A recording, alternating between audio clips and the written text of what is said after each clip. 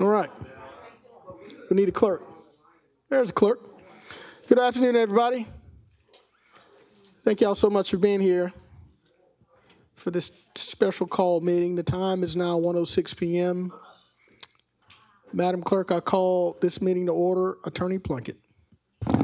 Mr. Mayor, we request a motion to go into executive session for the purpose of discussing personnel matters. Second. There's a motion by Mayor Pro Tem Wayne Guilfoyle, seconded by the Commissioner from the 5th, Commissioner Don Clark. Madam Clerk, we're prepared to vote.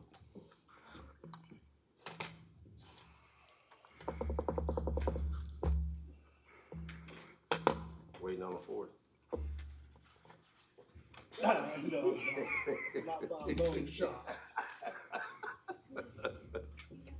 Yeah, look down, look like, hold up.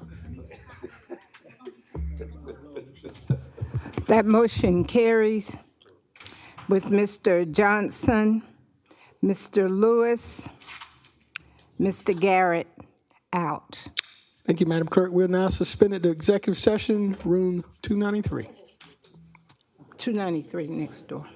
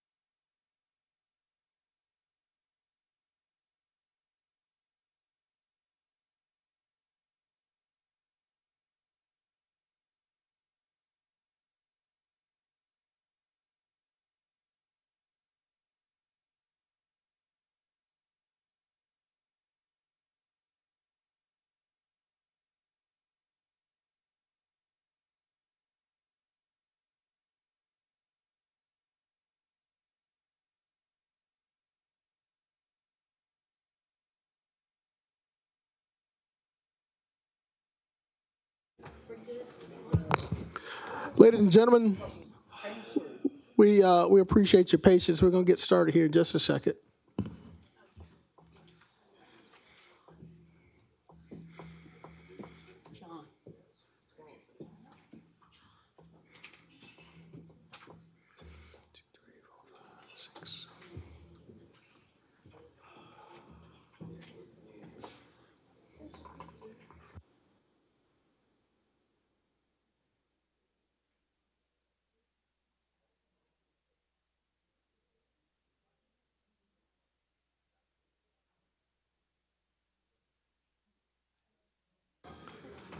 All right.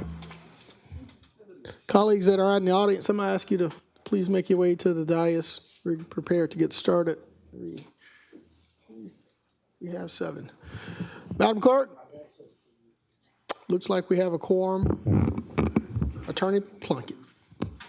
Mr. Mayor, we would request a motion to authorize you to execute the closed meeting affidavit. Is there a motion? There's a motion by the Mayor Pro Tem, seconded by Commissioner Dunn Clark. Madam Clerk, seeing no colleagues in the queue, we're voting.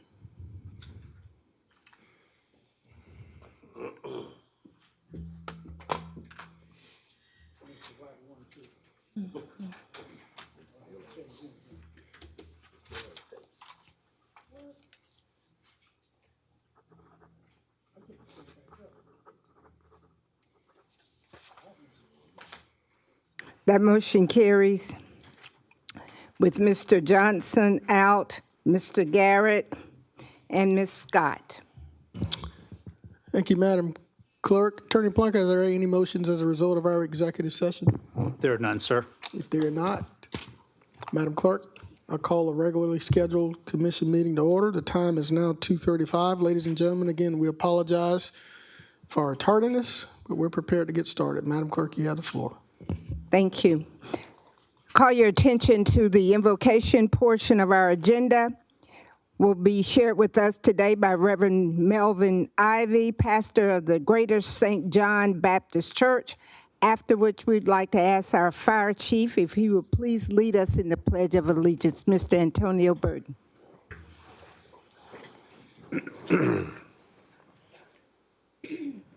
Let us pray. Father, as we have assembled ourselves here in this house today, we seek your divine guidance. We seek your divine intervention into the affairs of the Augusta, Richmond County officials. We ask, Father, that you would just touch their hearts and help them to understand that every decision that they will make, regardless of whether it's easy or hard, that it will impact someone. But most of all, remind them that we all, whether we sit on the dais or whether we sit out in the congregation, that we all will have to give an account for what we do. So we just ask that you would touch all of our hearts and remind us of our call. Some are called to serve, and some are not called to serve. We ask that you would just help us to get a good understanding of what you have called us to do. We ask that you bless the employees of this city. You bless the citizens of this city. Continue to remind us all that we will one day have to come together if we're going to make Augusta a great place to live.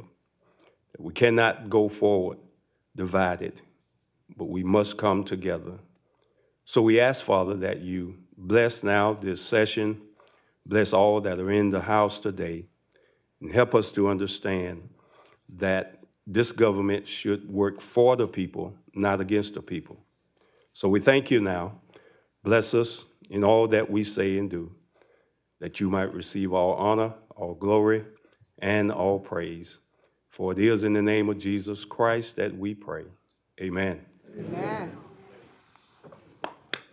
Pledge allegiance to the flag of the United States of America and to the republic for which it stands, one nation, under God, indivisible, with liberty and justice for all.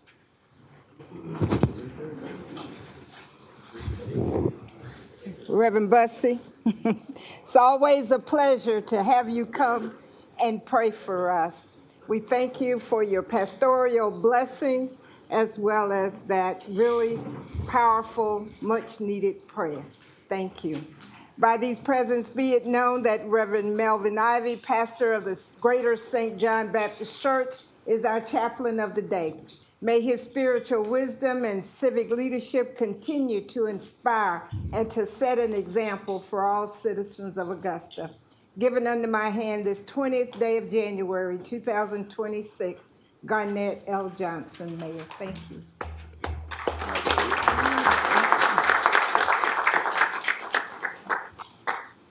So much, Madam Clerk. Reverend Ivy, thank you so much for all that you do for the community. It was a beautiful day for a great parade this past Saturday, recognizing, commemorating Reverend Dr. Martin Luther King. What a beautiful day for a parade. Madam Clerk, before we continue, I'm going to take a point of personal privilege in that we have some guests in the audience that are angels to Augusta. It's the Mennonite Disaster Services crew. Are you guys here? Mennonite, can you guys come up? Come up. Come up for just a second. We're going to, in Christian Disaster Services, it's Christian Disasters to Christian, so it's not. Ladies and gentlemen, these two men represent hundreds of people that are in our community on a volunteer basis to help those that are underinsured or not insured. They have sacrificed time away from their families in Ohio, Pennsylvania, and places far off to help us recover. And today they provided the Augusta-Richmond County Commission with some delicious cinnamon rolls that we are enjoying back in the back. So on behalf of this great city, we can't thank you enough for what you do.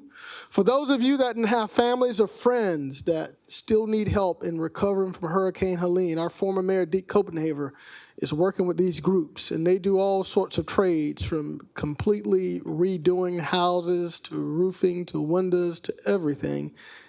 If you need help or you know someone that needs help, help is available. So gentlemen, free of charge. That's right, I forgot it, free of charge. So gentlemen, on behalf of this city and this commission, we thank you, and we're going to give you a standing round of applause for all that you do.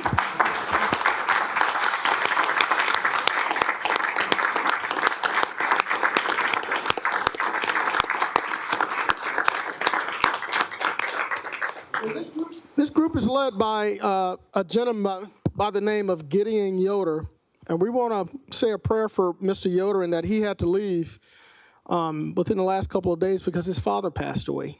And he was here helping our community, and he got word that his dad passed away, so I think he's going back to Ohio, but he will be back. Would you guys like to say anything to this group? All right. Thank you so much for being here, and we understand that you guys are actually working on a job, so you could certainly take off, and thank you for your time again, okay? Take care. You want to get a picture? Okay. Thank you so much. All right. Then my last point of privilege is that we are anticipating, hopefully not as bad as it is expected, some weather this weekend. So we want to be weather aware. Please make sure you stay in touch with all the city's social media pages and everything, and that we're expected to have some inclement weather. So please stay weather aware as we enter the weekend. Madam Clerk? Yes, we're sir. ready to move forward with our recognition portion of this program.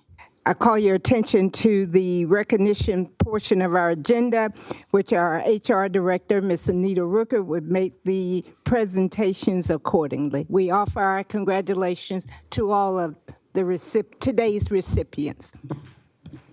Good afternoon. I'm going to try to cover November and December, so bear with me. First, I'd like to recognize Mayor Johnson, commissioners, Madam Administrator. It gives us great pride to recognize our November and December years of service recipients. For the month of November and December, we had 56 employees celebrating 5 to 50 years of service with Augusta. The total years of service and institutional knowledge being celebrated today is 645 years. Yes. This afternoon, we're going to recognize the 25 to 50 years of service recipients. Some of them had to leave to get back to a particular job, so I'm going to rush through them, but I'm going to say their names because I think they're owed that. Gerald Wall, Utilities, 40 years.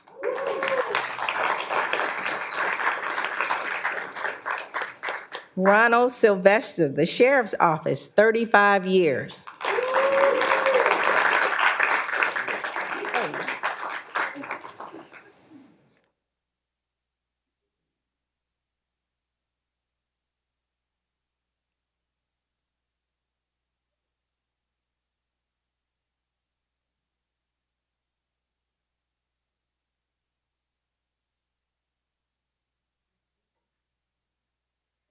Our very own sheriff is out of town, but Sheriff Eugene Brantley is celebrating 25 years. Rhonda Ross, the Sheriff's Office, 25 years.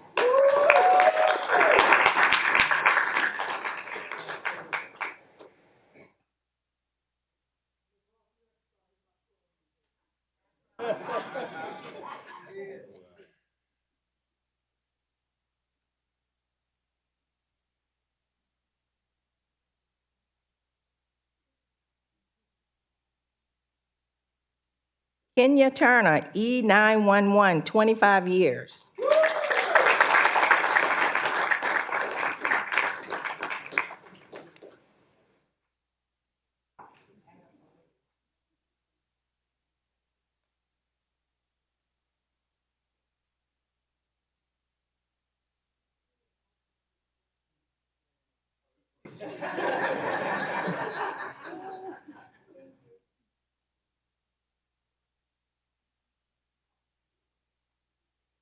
Finally, Mr. Nathaniel Deloche, Utilities, 40 years.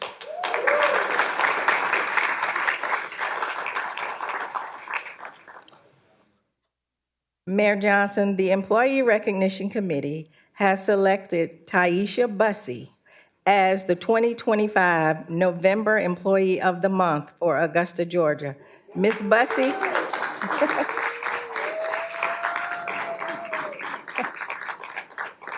Ms. Bussey has been employed with Augusta for 11 years and currently serves in the Finance Department. Ty, as we affectionately call her, consistently exemplifies excellence through her unwavering dedication, professionalism, and team-oriented mindset. She plays a vital role in the review and processing of invoices, bills, and helping the departments avoid late fees and unnecessary expenses. Her proactive communication with departments to ensure timely invoice submission contributes significantly to smooth financial operations. In a fast-paced and demanding environment of accounting, Ty remains steady, dependable, and focused, reliable, and positive attitudes sets a standard of excellence and inspires those around her. Based on this nomination, Ty's outstanding contribution to the Finance Department and service to Augusta, the Employee Recognition Committee would appreciate you joining us in recognizing Taisha Bussey as the 2025 November Employee of the Month.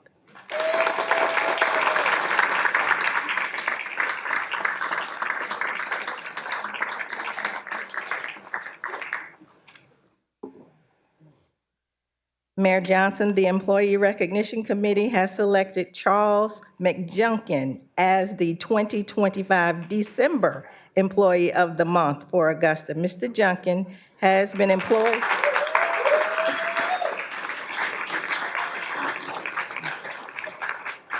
Mr. Junkin has been employed with Augusta for 16 years and serves in the Richmond Sheriff's Office in the Charles B. Webster Detention Center. As a key member of the facilities maintenance team, Chuck has played an instrumental role in drastically improving the all-around conditions, cleanliness, operations, reliability to the jail. His tireless work ethic has transformed around areas that had no longer required attention. Through persistence and pride in his craft, he has helped create a safer, cleaner, and more functional environment for both staff and inmates. His efforts directly support the mission of the detention center by ensuring that critical systems remain reliable. that living and working space remain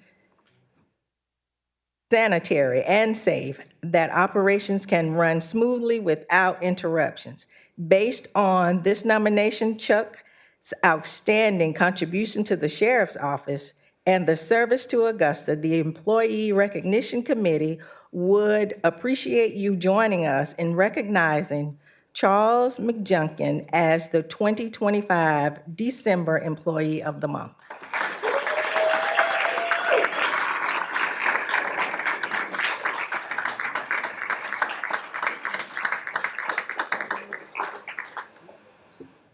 Thank you.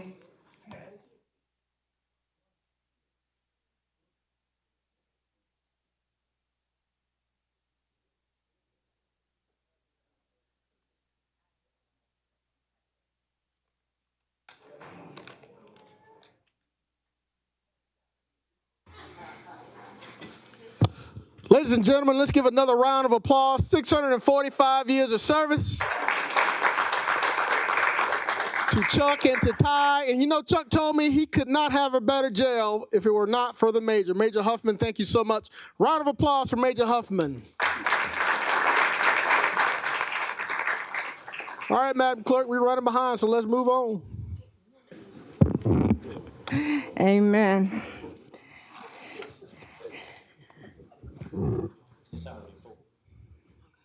I think that takes us to the delegation portion of this meeting. Mr. Mayor, members of the commission, I call your attention to the delegation portion of our agenda. Item number C, Mr. Michael Dixon. Do we, the people, not deserve clean air, clean water, and clean land to live on? How can you justify about the quality of life in our city? Good afternoon, Mr. Dixon. Hello, Mayor. If you don't mind, for the record, please state your name and address. Do you have handouts for this governing body? Is that for you, or would you like that on the screen? Prompter. All right, that's a prop. Ms. McFarley, can you make sure that gets on the screen for us? 1822 Irvine Street, 30904. And for the record, state your name, please. Michael Dixon. Thank you so much. We're gonna wait to get your display up before you get started. Okay, we're gonna give you just a minute. Should all be in order.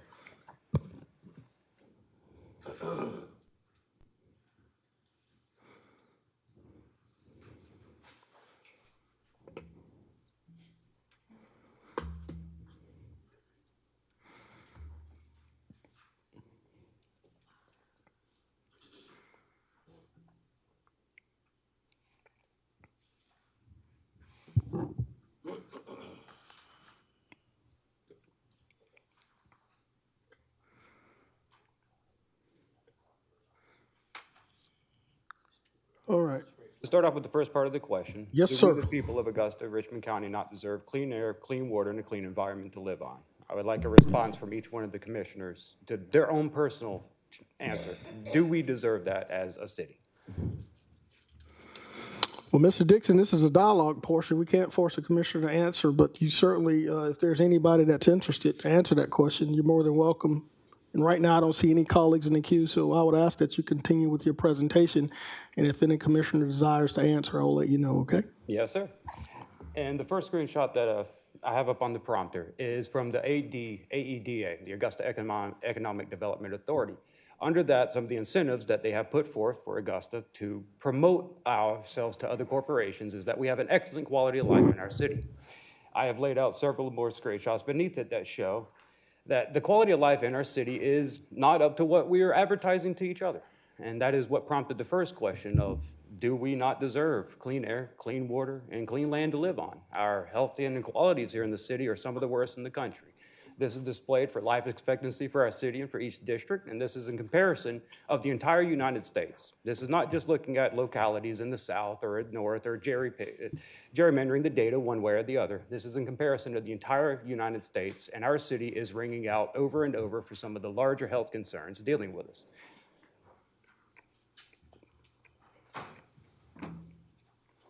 Those things range from life expectancy, heart disease, asthma. We are having higher rates of cancer in localized areas in certain districts, along with a higher percentage of people with disabilities or being born with disabilities.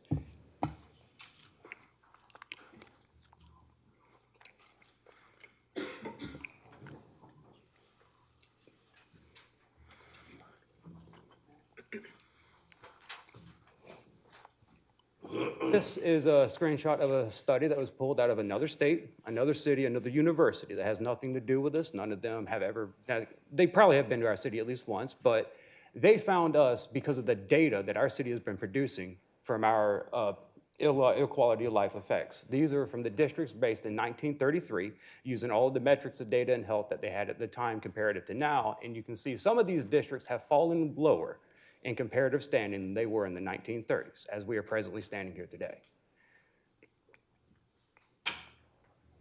This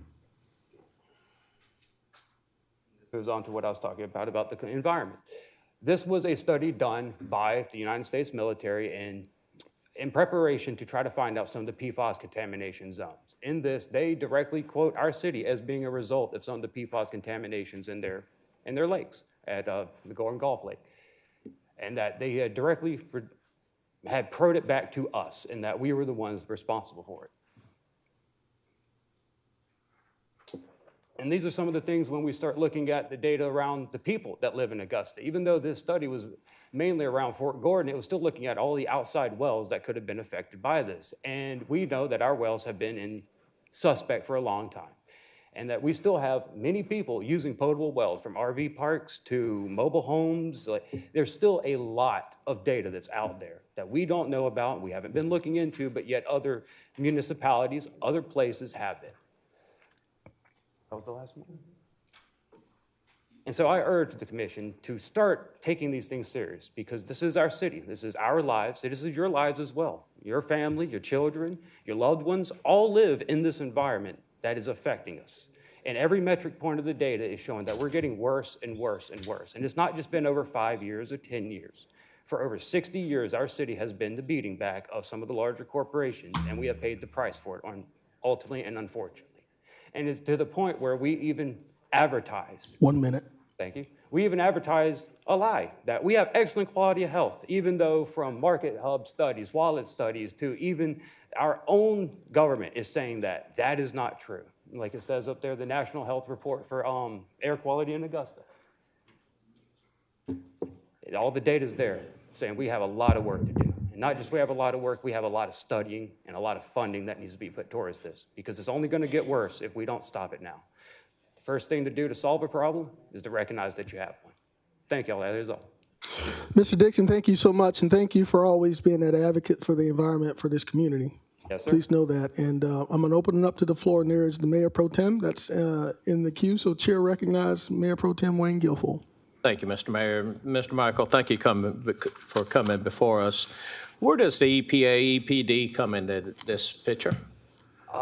Unfortunately, not in good ways. There have been large changes at the EPD and the EPA level, both federal under the Trump administration, that have redacted and removed a lot of these regulations that were being put in place to protect us. And now a lot of this is being left up to local municipalities and local states, while the state is not doing much. A good example would be with PFAS. We know there's about 8 known contaminant PFAS in our water systems, but we, as a state and as a federal government, are only regulating 2 of those to be dealt with. Right. The PFAS that you're speaking of, you're saying it's no longer, well, you said for 60 years, Trump's only been in it for this past year and 4 years prior. So it's been a long, there's been a lot of presidents. It's been a long time running. Okay. And then the recent changes in the EPA through the federal administration has made it 10 times worse. But these, down the road. That's correct. As far as these industrial plants that we have around here, they still have to follow the same guidelines, no different than this building here. If we was going to renovate it, we got to bring it up to code to make it handicap accessible.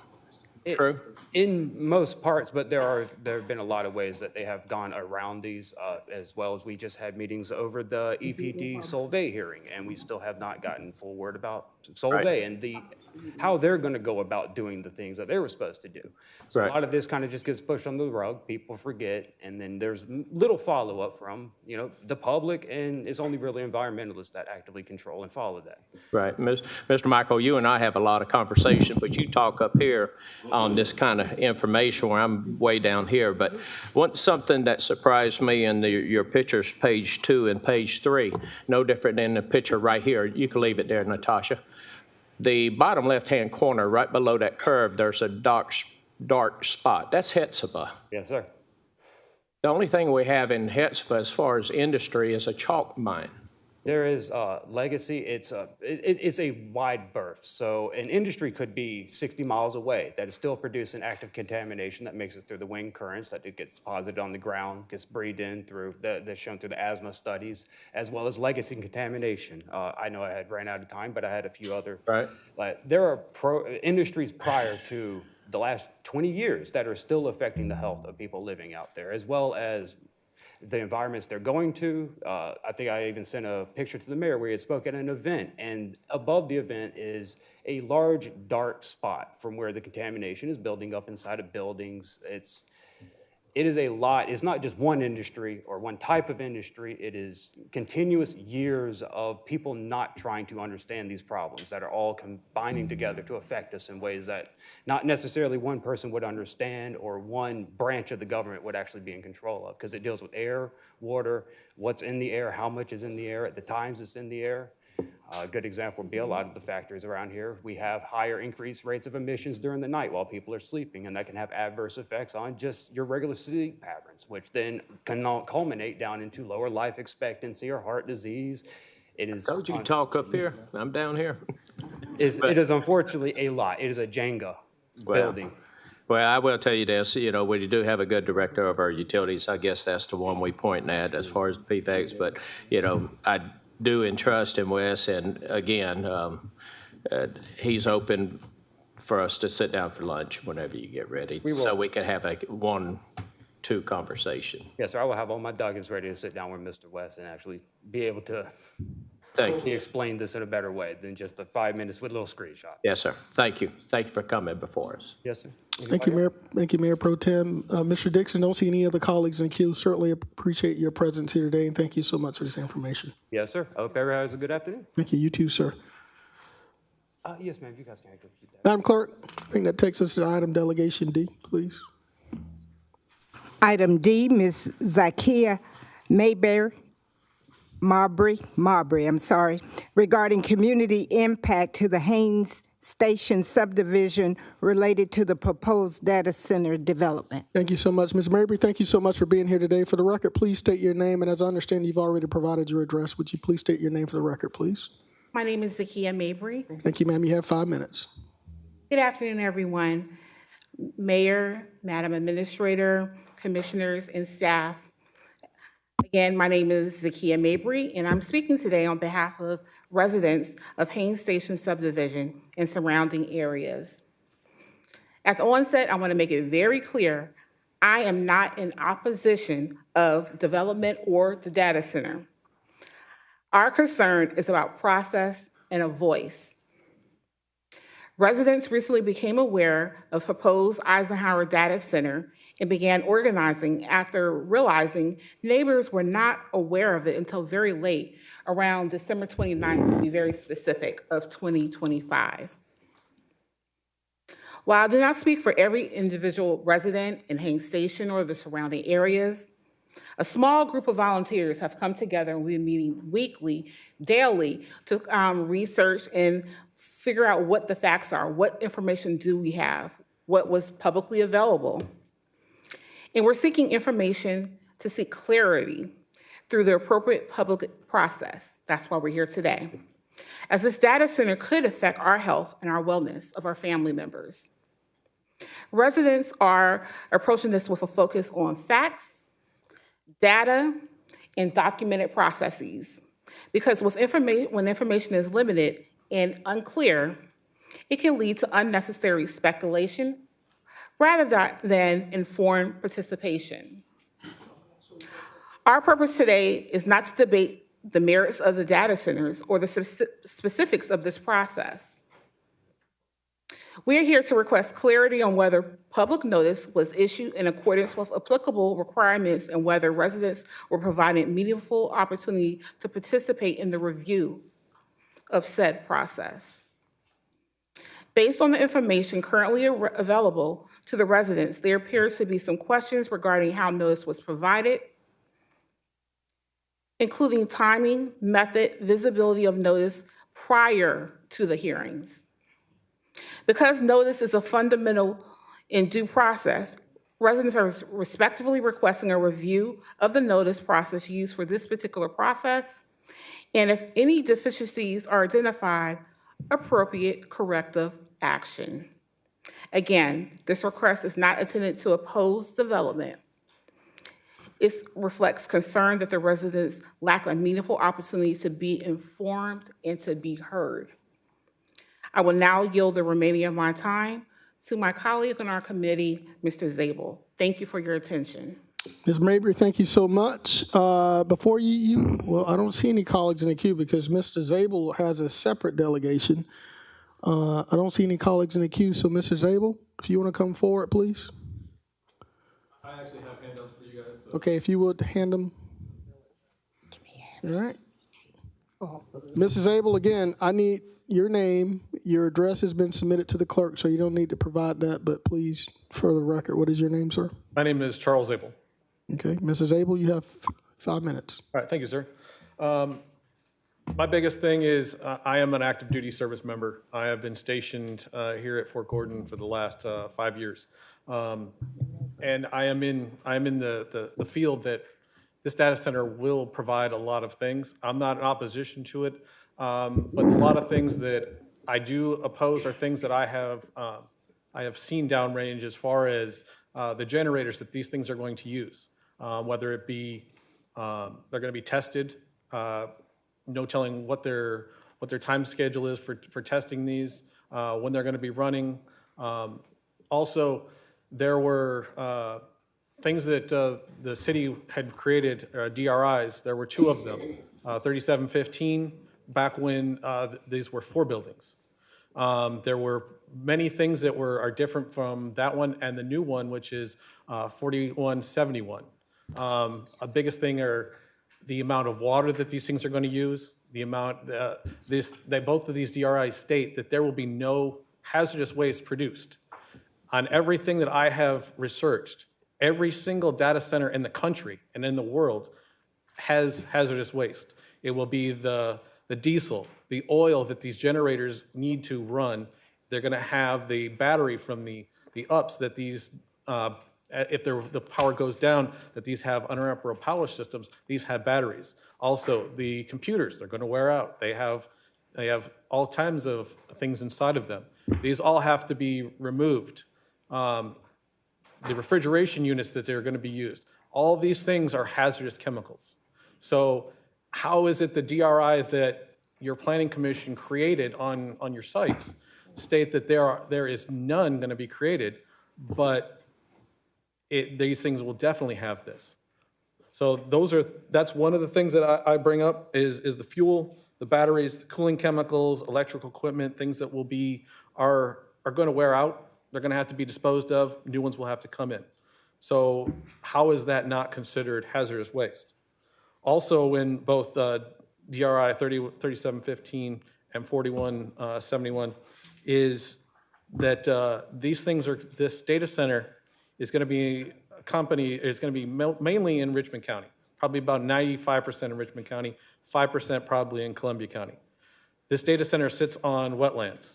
This data center sits on floodplains. This data center sits on the watershed. How is it that this was also, there was a question on the DRI if anything is selected, yes, that this has to be explained, except at the bottom of the DRI, that section is left blank.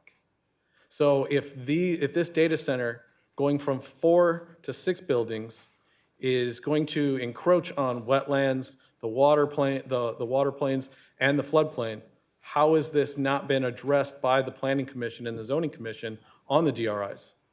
Because this should be something that I would think that the county would want everybody, that the city would want everybody to for transparency, want to know exactly what is going to be done. Not to mention where I live in Haines Station is below this. This data center sits up on a hill. So, and as everybody knows in Augusta, the last few years, we get rain, a lot of rain. Usually some days we get rain that's 3 to 4 inches. Where is all that rain going to go when that's sitting up on a hill? It is now paved. It now has buildings. It's going to go where everything else goes. It's going to follow the natural plane of the terrain. So, 1 minute, Mr. Zabel. yes, sir.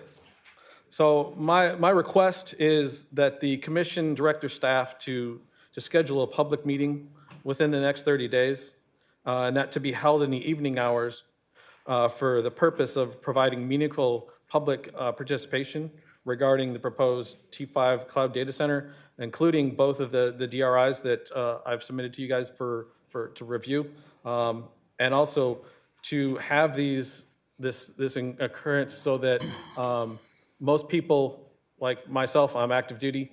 I left work to come here. I have the rank to where I can do that. A lot of people cannot. So active duty can attend these meetings. The reservists, even the federal employees that are stationed on the base that live in Haines Station, because we are selected, or we're right next to Fort Gordon. That's all I have, sir. Thank you. Mrs. Abel, thank you so much for being here. Just one point of clarity. T5 is no longer associated with this potential project, and I say potential because it's nothing finalized, but back in 2022, there was a potential development with T5 for this particular site, but they're no longer involved in this actual potential project, okay? All right, just sit tight. There's some colleagues in the queue that like to engage you. Chair recognizes Mayor Pro Tem Wayne Guilfoyle. Mrs. Abel, thank you for coming before us. This is going to be, as well as the young lady who came before you, Ms. Mabry, it's going to be a learning thing for us as well. We have been discussing about getting in front of this issue. We've been watching what's been going on in Columbia County. And actually, I love Ms. Mabry's comments. You know, we're not against it. We just would like to get more information on it, no different than you would. I noticed on some of your discussion, you was talking about the water use, the generators leaking oil and fuel. Yes, sir. You probably got more generators on Fort Gordon's property, or will have, but the generators these days has come a long ways. Every community uses it through every one of their wells at any given tank. So I think you won't have that issue. We can make it, you know, saying it will, you know, if you have oil seal, loose seal or something. But in essence, usually they are self-contained. As far as the computers, when they change them out, most likely one goes in, one goes out, doesn't get buried on the property. We got the Amazon plant right there on Highway 56, which is in the wet zone. It was actually, the ground was built up. And you could go by there and you could see that acreage, a big lot being cleared out for the Amazon distribution center. But I would like to try to see if I could get the intern director, Mr. Vassar, to come up and speak on this, because a lot of us in the dark about this as well. Yes, sir. But we do realize we need to have public meetings, but I don't think anything's etched in stone at this, not that I know of, is etched in stone at this point. So that's what we're waiting on to see what comes out. If anything's going to be definite. And like you said, sir, we want more information, mainly because there are so many data centers going up. Where there are so many proposed. I understand, like I said, I'm in the field of IT. I'm in the field of cyber. I know what these data centers bring, and believe me, I'm not opposed to them because I need them as my job. Right. But at the same time, given the proximity to where this is, normally they're situated out away from things. They're not nestled right up against three residential areas, and especially since the one that's on Gordon Highway right now, the Whetstone that's actually being built, and those are going to be townhomes, and they're going to see the data center front and center because they're going to be on the same level as them. Where yes, in Haines Station we're down the hill, but Right. We're still going to hear. I mean, I know you said that as far as the generators, they've gotten better, but they still. It all depends on the person who is taking care of those. That's correct. I mean, like I said, I've been deployed. I've heard them. We've had data centers on the bases that I've been at. They are very loud. Everything that I've written and I've read about these things is, yes, as you get farther away, they get louder. But that's one generator. Most of these, and they on the plans that we've seen and everything that we've looked at, it states nowhere how much or how many generators will be placed for each building. Right. And But Mr. Zabel, the light this building is on a generator. yes, The only time it's going to come on if the power goes out here. exactly. But under normal circumstance, I've been reading up research on these data centers, they put out 5 ohms of noise, which is equivalent to a refrigerator. Okay. I think they have a large buffer that surrounds their properties, no different than Columbia County does. But I would love to, but you are right, we are going to get in front of it, but I would like to hear from our intern director to give us some information. Good afternoon, everyone. How everyone Thank doing you. today? Good afternoon, sir. This property sits on about 211 acres. The applicant, it came before the governing body in 2022, and it was approved then. They had a lot of public hearing meetings, so they did go through the process of that. As of lately, what we did with the project that you have before you today, that just added on track. They wanted to add on some more land because they was, like he said, the wetland was a concern for them between the buildings. So they went ahead and added more land for that to have separation between the wetlands and some of the buildings. The project itself is, when it comes down to what you said about the hearing, as far as us putting it out, advertising that, we advertised it 15 days prior to it going before the planning commission. So that would be advertisement in the newspaper, and also we post the property as well. Okay, Commissioner, Mayor Pro Tem, you yield? Just one question, Mr. Vassar. Yes, sir. Is there any insight, is a data center coming to this area? Give us an idea, or is there more than one data center coming to Augusta so we could get prepared for it? Okay, Kevin Boyd, Development Services Manager. Mr. This is Boyd? the primary data center that's proposed for our area, and it should consist of about 5 warehouse buildings. There may be a smaller one. I heard that there may be a smaller one that's being proposed, but not nearly to the scope of this. It's more of a contemporary size of a warehouse building, but this is the primary one that's projected for our jurisdiction. And the property is owned for that? yes, sir, it's on for that. Thank you. I guess I need to make one more statement too, the DRI. Yeah. Also, what the DRI was, before you guys approved that, it went through that process first. And that's where you get the approval from them on projects that are so big. So that's why, before we gave to you guys for the approval, it went through that process. Then in 2022, they went ahead and approved it after that. Thank you, Interim Director Vassar. Chair recognizes Commissioner from the 3rd, Commissioner Catherine Smith Rice. Thank you, Mr. Mayor. Thank you for being here, Haines Station residents.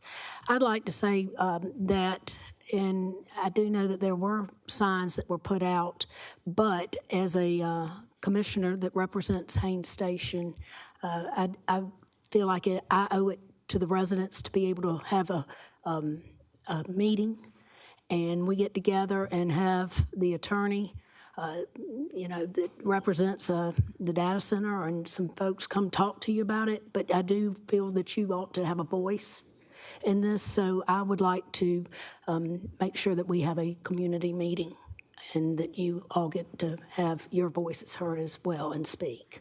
Yes, ma'am, that would be great. Okay, all right, thank you. I'll get with, who can I contact? Well, either one of us, ma'am. We'll, Okay, and you've got my email, so email me and we'll get a date together and set up something fair. I would say, Mayor, you probably be there too as well. Yes, ma'am. That meeting would probably take place within the next 30 to 60 days. Okay, is that good with you? yes, ma'am. Okay, thank you both for being here. Yes, ma'am. As soon as we know more, we don't mind sharing with the community, but as of right now, we don't have anything to share regarding what the plans are for that property at this moment. All right. Chair recognizes Commissioner from the 5th, Commissioner Don Clark. Thank you, Mr. Mayor. Mr. Zabel, thank you for your service, your continued service to country. Mr. Vassar, what's the buffer zone between the proposed site and the residential? It's a 100-foot buffer. So 100 feet between the proposed site and the nearest residential? That's correct. Okay. All right. Yeah. So, Yeah. Hold on, Kevin want to add one more thing to that. All right. So this is kind of confusing, but there is a power line easement that runs to the east side of the property. And so that is 100-foot wide, and at the southern portion, it extends further. That is a separate parcel than the subject property. It is zoned commercial, and so it serves as a buffer to the east side. To the west side, there's a 50-foot buffer as shown on their concept plan. And to the north side, there's a roughly 500-foot separation from the boundary to the nearest building. So there's adequate separation on all sides. okay. Thank you for clarifying that. This is new and really fast approaching issues that many communities throughout the state of Georgia are about to embark upon. Not trying to be sly about this at all. The fact that this was zoned back in 2022 and it's already zoned for it, the biggest problem is having a solidified understanding of if this is approved, if it's going to happen. Those signs you all saw from the previous company, T5, they were in this same situation, had a proposed project, and it never came to fruition. So in this case right now, we don't know if this one's going to come in fruition, but it's definitely something that is on the horizon for many communities throughout Georgia about data centers.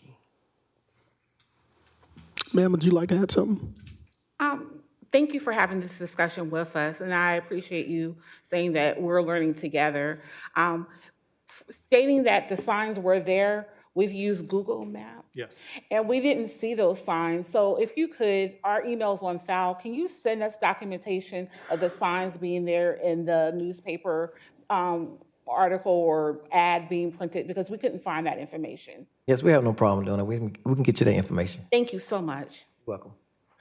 Yeah, and ladies and gentlemen, this is going to be a conversation that you're going to not only be hearing about it in Augusta, Richmond County, but within counties throughout the state of Georgia. Data centers are prevalent throughout the entire state.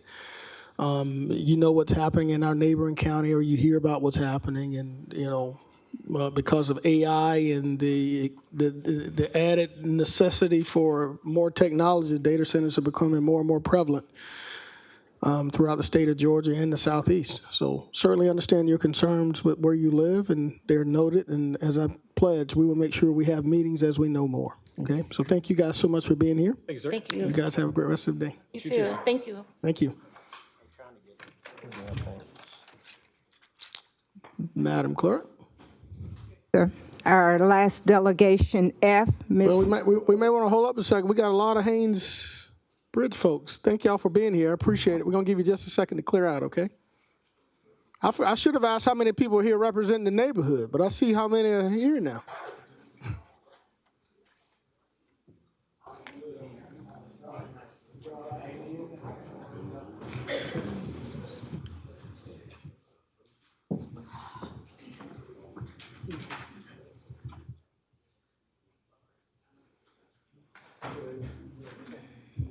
All right, Madam Clerk, let's continue. Yes, sir. Call your attention to Delegation F, Mrs. Nomi Stanton, regarding homeless task force updates. Thank you so much. Ms. Stanton, welcome. Thank you so much for being here. For the record, will you please state your name, please? I think we know where you live. Naomi Harris Stanton, 3810 Shoal Creek Court, Augusta, Georgia, 30907. Thank you, ma'am. You have the floor, and you have 5 minutes. Commissioners, Mayor, thank you so much for allowing me to come and be on the schedule. Commissioner Scott, thank you so much for putting me on the schedule. This is actually my third time coming to speak to the commission, which I'm honored, and each time I have asked. I've never been asked to be here. I wanted to be here. My ultimate goal was to open up the lines of communication and keep you informed about things that we're working on to help our neighbors. And right now, we are officially in pit count season. I did bring a handout.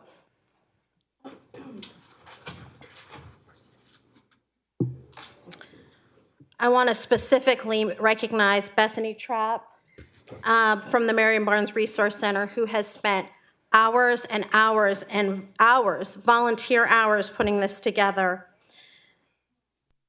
The PIC count is our point in time count, which allows us to collect data on one of our most vulnerable populations for the unhoused. So we can submit those numbers to HUD, and based on those numbers, it allows us the ability to seek funding opportunities to help our neighbors in this community. Currently, we are still seeking volunteers that would like to be a part of this opportunity. Thanks to Bethany Trapp and all of her hours of hard work, we have several dates and times that someone can come, as well as a virtual training to help those. Oh, hello, Bethany Trapp. This is Bethany Trapp. Hello. Ms. Trapp, thank you so much for being here. You've been here since 1 o'clock. Well, thanks for calling me out, Mayor. No, I'm just saying you're diligent. We are very Thank punctual, you. if Very not punctual. early. Thank you so Yes. Volunteer registration has been cut off. We are full, but However, I do envision. we do have a virtual training, and what I've just given you, these are the dates and the locations.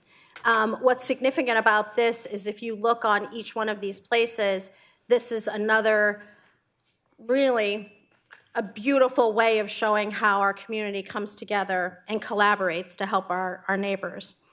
I would really love for any of you to participate in this. When PIC concludes, the data collected will be submitted by our new collaborative applicant, the United Way.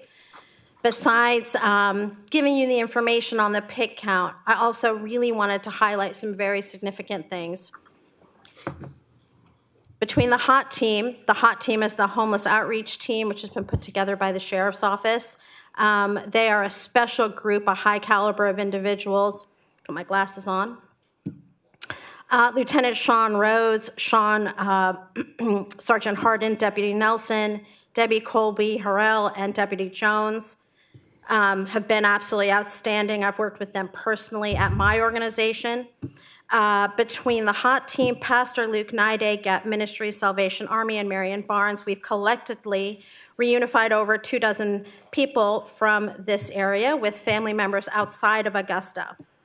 Thanks to our mailboxes, over 50 people who otherwise would not have been able to get vital documents have been able to do so, which would then in turn mean that they could get safe housing or solid employment. That is an actual huge gift.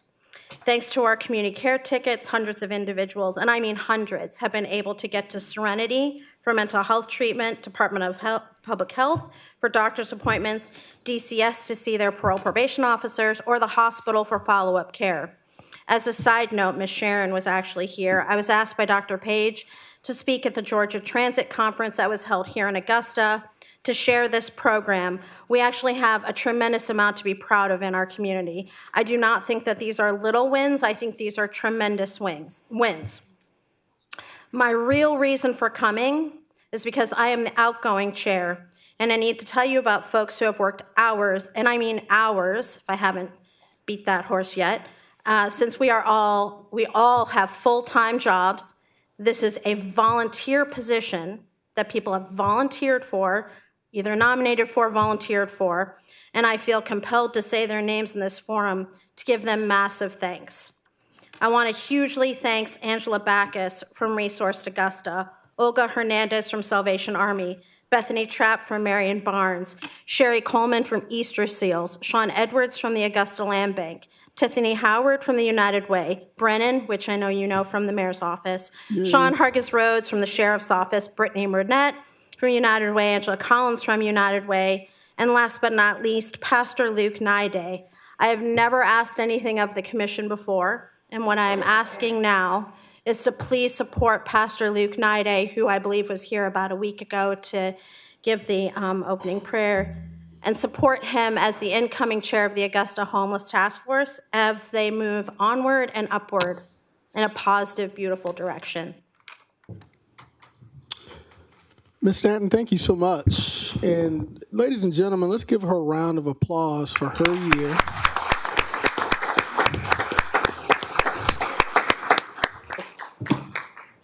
You've given so much. Sometimes you call heat for it and doing the right thing and support. I will, if anyone knows anything about me, I will never not speak up if there is something that I feel that is not okay. And really, the beautiful thing about the task force is that we are a huge collaboration of several groups in the area trying to make a real difference. And I think that's really incredible, and we're celebrating. You're not trying to make a difference. You are making a difference. Yes, I agree. So thank you so much. And ladies and gentlemen, if you look at these dates, this is so important that, we get volunteers to go out and do this work. And I'm not going to say that it's easy work, but it's meaningful work to go out to our community and help with these counts.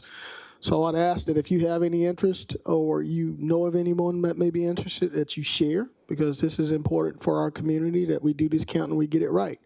So, Ms. Stanton, if you sit there for just a second, I got a few colleagues in the queue. Absolutely. Commissioner Francine Scott from the 9th, ma'am, you have the floor. Thank you, Mayor Johnson. I would like to also extend a very thank you to all of you who are here today for the task force. And just stand up if you're a part of the task force or have been a part of the task force, and let's give all of them a hand, because we could not do it without them.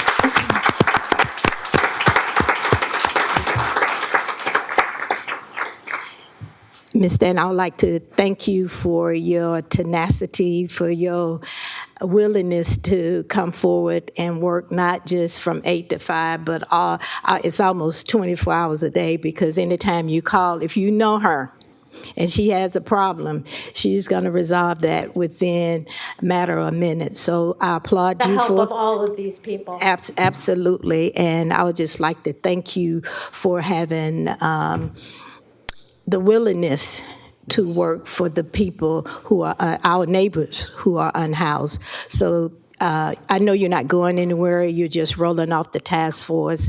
And if any of my colleagues get an opportunity, I suggest that you go down and listen to them on their meeting dates. Could you give us the meeting dates again? And if you have any time, just go down and listen to what they are doing. And when when Luke come back next year, after his year is over with, and listen to the accomplishment they have had.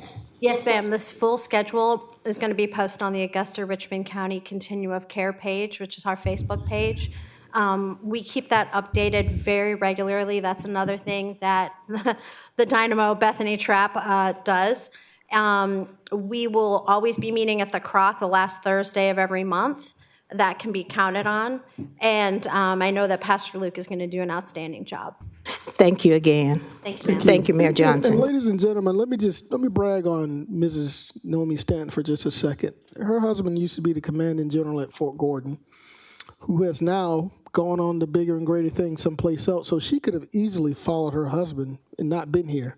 But to stay in this community to help with this important initiative, it means a lot to us, and it says who you are. So thank you so much. That's Number important. one, he's a soldier. He's a soldier. And number two, if you know anything about a military spouse, really you try to leave a place better than you found it. Wow, that is And special. I love the community of Augusta, and we are all lucky to have these people in it. Thank you for that. All right, to sit tight, Mayor Pro Tem Wayne Guilfoyle. Thank you. Ms. Stanton, Yes, sir. I want to publicly apologize to you from the last time you came before us. I questioned what your mission statement was and how many people that you got off the street. Caught you off guard, and I do want to apologize. You do good. Your heart's in the right place, your entire staff, as well as working well with these other departments and other community activists, and I just want to tell you thank you. And I want you to know that with all my heart, I appreciate that very much. Thank you. Thank you. Thank you, Mayor Pro Tem Wayne Guilfoyle. Chair recognizes Commissioner from the 2nd, Commissioner Stacey Pulliam. Thank you, Mayor Johnson. I also want to just publicly thank you and everyone that helps with the Homeless Task Force, and not just with the Homeless Task Force, but even within your own organizations, what you do, the continuum of care. I was so super excited when we went to our Eggs and Issues breakfast on last week, and we learned about the governor actually putting forth a homeless awareness grant, or putting more funding towards that. that, immediately I thought about you all. And I was like, this is going to be so great. So I don't know the ins and outs of that, but it was a very exciting moment because I know that there's a need for it. And according to what he was saying, there's a need across Georgia, not just across Georgia, but across our nation. So thank you so much for everything that all of you do and that you will continue to do. I really appreciate that. And this is the truth. We will never eradicate homelessness. That is a fact. But what we can do is try to help our neighbors succeed with a true hand up. And I believe that my colleagues and I do that. So thank you so, so much. I appreciate your time. Ms. Stanley, thank you again. Thank you. And again, ladies and gentlemen, these dates, if you know anybody who wants to volunteer, they could use a lot more volunteers. This is very, very important to our community. Madam Clerk, I think that takes us to the consent portion of this agenda. Yes, sir. Our consent agenda. Mr. Mayor, before we get started, we have one request for an addendum. I think you have it at your place. Yes, ma'am, I see it here. If you will, for the record, please read it in for the record, please. It's to approve State Court Accountability Court's contract with Willing Way Augusta Outpatient Center for the provision of behavioral health treatment services as a sole source vendor. Thank you so much, Madam Clerk. Colleagues, is there any objection to adding this to today's agenda? I don't hear or see any objections, Madam Clerk, so it is added. All right. Call your attention to our consent agenda. For the benefit of any objectors to our planning petitions, would you please signify your objection once the petition is read? Call your attention to item number 1. It's a request Augusta Planning Commission to approve a rezoning from a Zone B1 neighborhood business to a Zone B2 general business to establish a public event venue for property located at 1755 Gordon Highway. Are there any objectors? Any objectors, 1755 Gordon Highway? Madam Clerk, seeing or hearing none, let's continue. Item number 2 is to approve a petition on behalf requesting a rezoning from a Zone R1, one family residential, and a R1A, one family residential, to a B1 neighborhood business to develop a private school campus for property located at 3118 Skinner Mill Circle. Are there any objectors? Any objectors to 3118 Skinner Mill Circle? Hearing or seeing none, Madam Clerk, let's continue. Item number 3 is a request for approval regarding a rezoning from Zone A Agriculture and Light Industrial to Zone B2 General Business regarding the development of a retail complex for property located at 3416, 3430, and 3438 Mike Paget Highway. Are there any objectors? Any objectors to those Mike Paget Highway addresses? Hearing or seeing none. Interim Director Vassar, do you have a question regarding item number 2? Yes, the applicant went ahead and withdrawn from their, for putting their application in, so they no longer want to do that one. So that's the item 2? Number 3. Number 3, all right. Madam Clerk, so number 3, we need to delete from today's agenda. The applicant has decided not to move forward. Okay. All right. Let's move on to number 4, please. Item number 4 is a request for a special exception for property located at 1060 Clausen Road to develop an extended stay hotel. Are there any objectors? Any objectors to Clausen Road? Hearing or seeing none? Okay. Let's continue. We call your attention to the public service portion of our agenda. If there are any objectors to any of our alcohol petitions, would you please signify your objections by raising your hand?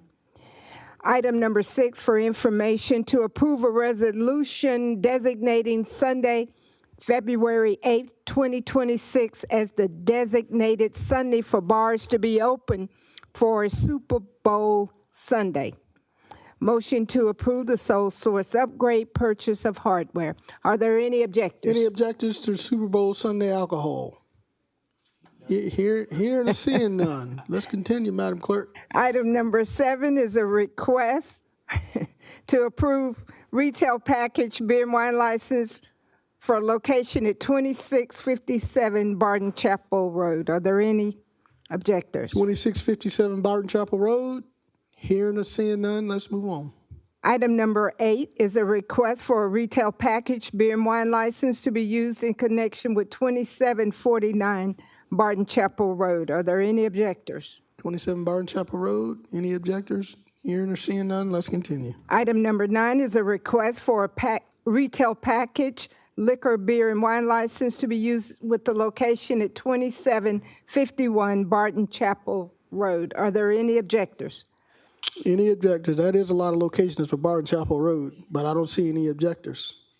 Item number 10 is a request for on-premise consumption, liquor, beer, and wine license and Sunday sales for property located at 1209 Broad Street. Are there any objectors? Any objectors to 1209 Broad Street? Hearing or seeing none, let's move on. Item number 11 is for existing location, consumption, on-premise beer and wine license to be used in connection with the location at 1025 Broad Street. Are there any objectors? 1025 Broad Street, any objectors? Hearing or seeing none, let's move on. Mr. Mayor, point of clarity. Yes, sir. Can I get the interim director of Vastra to come up and clarify for the public the sole source upgrade purchase of hardware, software equipment? What is that? It's on numerous items. It's on here about 4 times. I just want you all to clarify what that is. I'm not sure what that is. That one belong to us, though. I don't know how that got on there. Typo, maybe. Yeah, so I see it on here from number 6, item number 6, 7, 8, 9. That's probably a typo. That has nothing to do with the alcohol petition. Yes. All right. So what are we doing here? I just need to make sure we clarify this. Let's just modify the record. Say again? Modify with the deletion of that language from those stated. Right, but are they requesting an alcohol license, or do they But already Mr. have? Vassar, they buy the alcohol license from planning and development, so he's saying that was probably a typo. Yeah, it's probably a typo. I don't know why that sole source is even on there, because it's not a part of that. Yeah, I need some clarity on that, y'all, because we'll get calls on this, and we're voting for something that we don't really have clarity on one way or the other. To say it's a typo, to say we don't know what it is. Okay, it could be. It's item number 5 is really a motion to approve the sole source upgrade, purchase of hardware, software equipment for bus reporting data for ridership and fare collection. So it got copy and pasted. got copied over, so. That's what it sounds like. All we got to do is make a motion to. And we'll take responsibility for that. All we got to do is just remove the language. Yeah. All right, thank you. When the motion is read with the deletion of that language. So those clarifying, agenda items. we're saying that all these are petition license, alcohol license petitions? No, sir. We're saying that the language, the sole source, upgrade, purchase of hardware, software equipment for bus reporting data for ridership and fare collection data be deleted from items 6, 7, 8, 9, 10, 11, 12, and 13. Okay, so these are just requesting beer and wine alcohol petitions? Yes, sir. Yeah, the other language was a copy. And other and paste. related items on 12, which is a towable restroom trailer to Rockland Cargo Equipment, Inc., and 13 is just a motion to approve the memorandum of understanding between Augusta, Georgia, the city-owned Cemetery Citizen Committee for raising funds for cemetery projects at Magnolia Grove, Magnolia, and Westview cemeteries.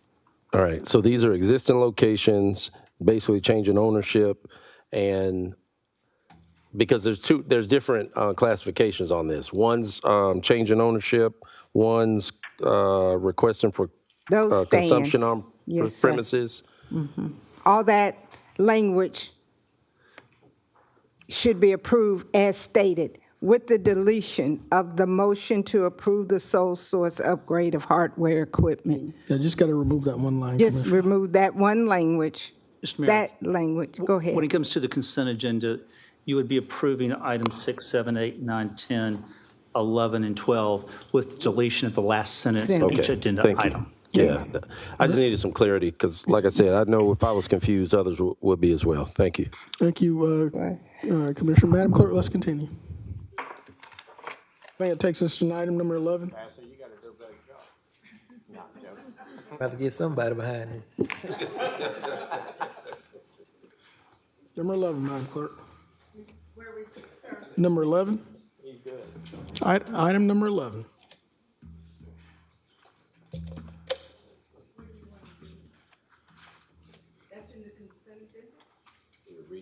Yeah, we were reading, for the record, all of the public services. Number 11 has alcohol, beer and wine, right? Number 11, 12. Yes, sir. Yep. Item 11 is a consumption on-premise beer and wine license to be used in connection with the 1025 Broad Street. Are there any objectors? Any objectors? Hearing and seeing none, let's continue. Number 12. Nope. That is it. That's what I saw, all of them. That's it. All right. We have read in the alcohol petitions. Commissioner, from the second I see your mic on, is there anything you'd like to? I just wanted to add something. Yes, Thank you, ma'am. Mayor Johnson. You Wanted to have add the something floor. to the consent agenda, a request to Yes, ma'am. item 27. Item 27. If you would like to add that to the consent agenda? Yes, sir. Colleagues, there's been a request to add 27 to the consent agenda. All right. Anybody else? Mr. Attorney Mayor, Plunkett? yes, I would request that you defer number item 23 to the next full commission. We learned about an issue yesterday involving zoning and a fence height, and I just need to be able to do a little bit more understanding before we give you a full report. Remind us, what number is that? That was number 23 regarding the Bon Air. All right, number We just learned of 23. something yesterday I need to get a little bit more clarity on before I can give you the report. We're going to ask that number 23 be removed from today's agenda while we get clarity on that. Can we do a public announcement on 24 so we could consent that? Right. All right, so Madam Clerk? Yes, sir. Can you read item number 24 in, please, for the record? Item number 24. It's new ownership, applicant Spirits LLC requesting a retail package of liquor, beer, and wine license to be used in connection with the location at 2372 Barton Chapel Road. Are there any objectors? Any objectors to 2372 Barton Chapel Road? There is an objector. There Madam is Clerk, one. one is noted. You missed out because we're going to have about 5 or 6 of 3. these. What are you talking about? No, I saw Mr. Todd with the objection. Are you objecting to?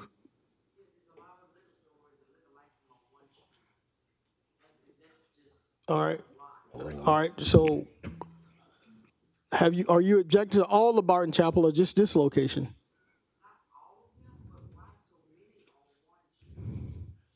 Well, these are liquor license renewals for existing. Madam Clerk, I do note that there's one objector to this most recent one. The address is 2372 Barton Chapel Road, so there's one objector. There's 2 objectors. Yes, ma'am. I would like to ask if the applicant's actually in the building, because if he's not, then I'd like to go ahead and withdraw it. Because he didn't make the last one either. All right, that's a good idea. 2372 Barton Chapel Road is the owner or representative here in the chambers. Mahatwa? Is he responsible for any of the other Barton Chapel locations, just that one? Just that one. And they are existing locations, and a lot of them are convenience stores, and I think one is a liquor store. All right, well, we're going to ask Madam Clerk for the record, number 24 be removed from consideration today. That the applicant is not available, miss a second chance, second time. That without objection, sir. Is there any objection to removing item 24?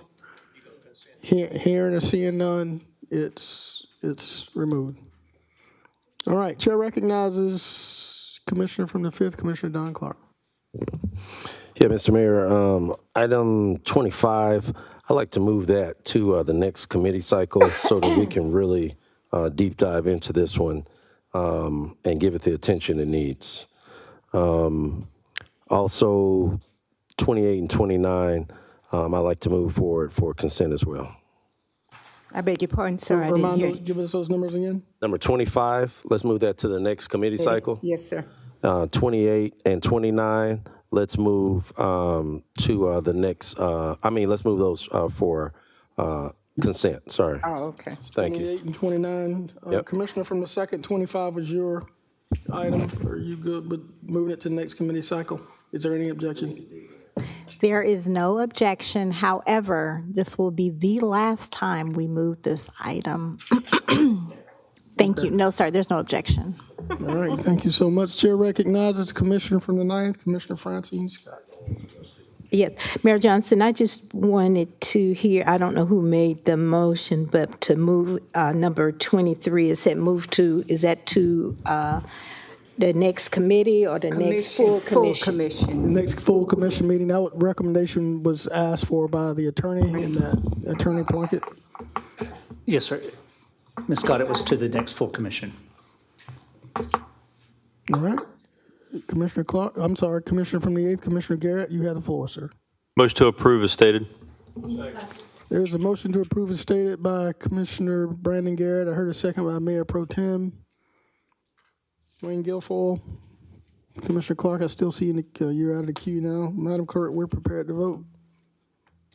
Mr. Mayor, sorry, are we adding the addendum to the consent? That is, yep. Thank you. Addendum is added. Any objection to adding the addendum? Hearing and seeing none, Madam Clerk, it is added. All right, we'll take a picture here.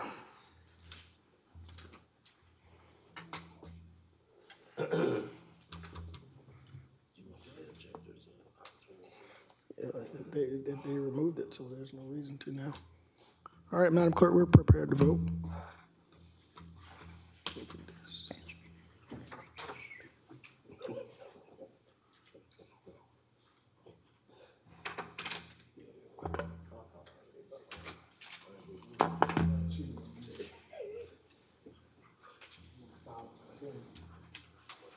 That motion carries with Mr. Johnson out. Thank you, Madam Clerk. We're going to go top to bottom, so I think that takes us, let's get on down here. Number 22? Yes, sir. Item 22, a motion to reject the unsolicited proposal for the revitalization of the Vernon Park. Thank you so much, Madam Clerk. Attorney Plunkett, I see you in the queue. Is there anything you need to add before we get started with this conversation? I have some information on 22. All right, we do have information on 22. Chair recognizes first Mayor Pro Tem Wayne Guilfoyle. You up first, sir. Thank you, Mr. Mayor. Mr. Mayor, we had some long in-depth conversation last week, and Bring Back the Block did a unsolicited proposal. Turn back the block. Huh? Turn back the block. Turn back the block. I apologize. Anyway, they gave us a book with the presentation of what they are going to do, and they got to have a MOU in place in order to start accepting grant money. No cost. They trying to get it to where it's no cost to the city, but they are willing to take over a park that we actually had on the cut list that was underutilized of 20% or less. And I like this. If the attorney has anything to add different, I'd like to move forward on to have the attorney draft up a MOU with the Turn Back the Block organization. Thank you, Mayor Pro Tem Attorney Plunkett. Mr. Mayor, procedurally, we should reject the unsolicited proposal. I did, Attorney Pitts and I met with representatives from Turn Back the Block last week. Part of the issue in terms of disposing of the park as to be sold or donated is that they're trying to get some grants, and it needs to have a government component to it. We discussed at length the idea of an MOU to have certain benchmarks where they would come back with efforts to find this MOUs in terms of how would we manage the property and who would maintain it. One of the suggestions, if we do the MOU, is that they would take over caring for the park until we can do something about it. So I would request that y'all reject the unsolicited proposal and direct us to draft an MOU with them, as Commissioner Guilfoyle said. Thank you, Attorney Plunkett. All right, Commissioner Guilfoyle.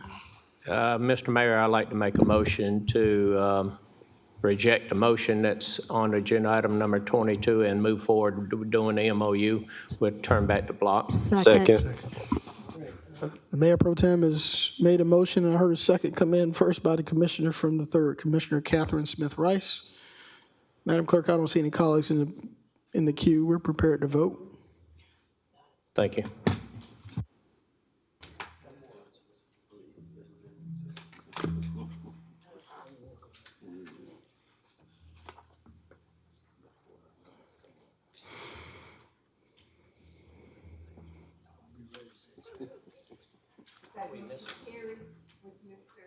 Jordan Johnson and Mr. Tony Lewis out. Thank you, Madam Clerk. Let's move on to item 26, please. Item 26, address concerns of the fire department employees and staff. Thank you so much, Madam Clerk. Mayor Pro Tem Wayne Guilfoyle. Thank you, Mr. Mayor. Mr. Mayor, it's not an easy subject to be discussing. I'd like to try to figure this in a twofold method. We had, first time in history, we had 3 losses in 1 year of last within the fire department. It's not an easy pill to swallow by any means. And I know that some of the things that attribute to it is there's no group support. The employees are working mandatory overtime. They working day and night. There's no downtime whatsoever for them, or there's no vent for them to talk to an organization or a group. I had spoken with Chief Burden about this yesterday. There was nothing hidden on this. And twofold, we do have Mr. Andy Carrier with the Valor Station I would like to have come up as well after we speak with Chief Burden. But the twofold process is, one, I would like to try to figure out how we could gain support from the Valor Station for the fire department as well as the sheriff's department and our first responders. I mean, we got people in 911 as well that's going to need some support. There's nowhere for them to vent to. There's nobody for them to talk to besides their colleagues. But the second part of this fold was it was brought up a couple of years ago on the right sizing plan, and I had spoke to Chief Burden about this yesterday, is we got to find a way to reduce the exposure of the employees having to work overtime. If there's any way we could do a plan ahead right now, and then we could see it every 6 months to where we could show a reduction, show a graph where we actually reducing the exposure to the employees to where they actually have some downtime, some me time. I think we all require that in our lives. The challenge that I see with the fire department, they are able to retire early, but their lifespan after they retire is normally about 5 years on average. And so what that tells you is that the stress levels that they have to put up with, including the sheriff's department, including 911, is that they see things that we as average citizens do not. They have to hold things in to where they don't have anybody to express it to. So Chief Burden, coming forth, does the department have any plans in place, or I know that you have been corresponding. I've been hearing that you've been doing a great job, and I appreciate you doing that. You're concerned about your staff, your employees, and I'd like to see where you are at with this, and then I'd like to hear from Mr. Andy Carrier with the Valor Station. Sure. And good afternoon, Mayor Johnson and the governing body. Commissioner Gifford, I really want to thank you for bringing this item forward. The Augusta Fire Department has faced an incredibly difficult year in 2025, marked by the tragic loss of some of our own. These events have deeply impacted our department and the community we serve. In response, we are not only activating immediate crisis resources, but also fortifying a multi-year strategy to shift our culture from one of suffer in silence to one of proactive, comprehensive mental health support. The following briefing outlines our fundamental efforts, our foundational efforts, an immediate response to recent tragedies, and our roadmap to a more sustainable resilience department.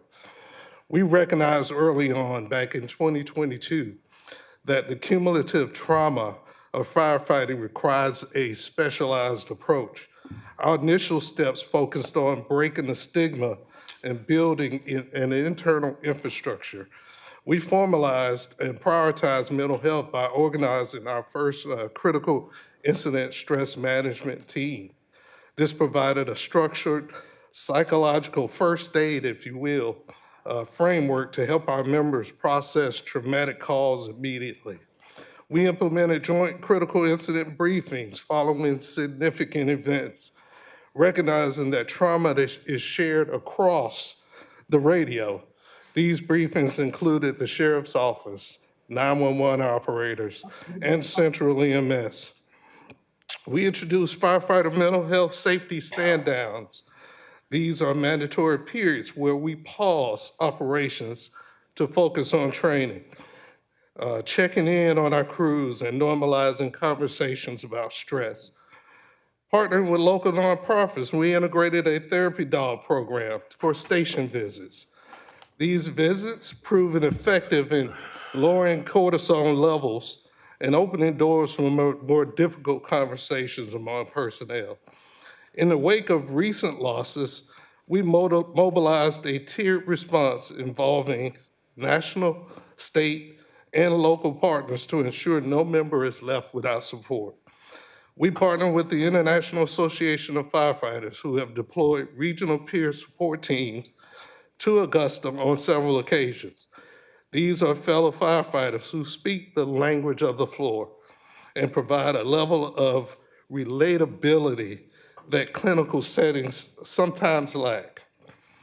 We've utilized state support through Support One to provide one-on-one sessions for both our rank and file firefighters and our command staff, acknowledging that leadership also carry the weight of these tragedies. The International Association of Firefighters is currently scheduled to deliver department-wide resilience training, focusing on the long-term biological and physiological impacts of a career in the fire service. We partnered, as you mentioned, with Valor Station. We received critical immediate support and are currently formalizing a more permanent, sustainable partnership to ensure our members have a dedicated local pathway for specialized behavioral health care. We continue to provide and ensure 24/7 availability of EAP services or a concern for all of our personnel and their families. We're moving beyond reactive crisis management towards a more positive life cycle type mental health. We're currently transitioning our critical incident stress management team to a more robust peer support team. This model moves beyond the just after action debriefings to an everyday wellness check. Next month, our team will undergo formal certification training to ensure that they meet the highest standards of peer-to-peer care. In 2023, we partnered with the Augusta University. We implemented QPR training. That stands for Question, Persuade, Refer. Think of that as the mental health equivalent of CPR. You see, not only did we take the entire department through that training, we also mandate that training is within every recruit class moving forward. Next month, our peer support and training staff will undergo a Train the Trainer certification class. This ensures that the ability to teach suicide prevention remains internal and more sustainable capability. Physical fitness, we've successfully secured over $240,000 in federal grant funding for new workout equipment across all stations. Physical fitness is a core component of mental health. Regular exercise helps regulate the autonomic nervous system, which is often overtaxed in first responders. This investment is an investment in the longevity and neurological health of our members. And so we're committed to a kind of a wraparound care model that protects our members from the first day that they join the department to well after they hang up their gear. And I mentioned before, our partnership with Augusta University has really been critical and crucial throughout this process. Today, we've heard from the coroner's office that the city of Augusta, Richmond County, has experienced 34 suicides in 2025. Again, Augusta University has been a great partner. Dr. Marlo Michelle Vernon, MPH, is an associate tenured professor in the School of Public Health at Augusta University. She receives her MPH from the University of South Carolina, College of Public Health, and her PhD in Health Sciences from Augusta University. Dr. Vernon's research focuses on community engaged approaches, and while her areas of research span several important public health issues, all of her efforts focus on prevention. She is passionate about preventing suicides in Richmond County and other counties across the state of Georgia. I would like to present to some and introduce to others. Ms. Furman. Ms. Furman? Thank you. Good afternoon. If the record, just state your name. That's the organization you represent, if you don't mind, please. My name is Dr. Marla Vernon, and I represent Augusta University. Thank you, ma'am. Good afternoon, Commissioners and Mayor Johnson, and thank you for the opportunity to speak today. I serve as one of the project directors for the Augusta University's Suicide Prevention Project.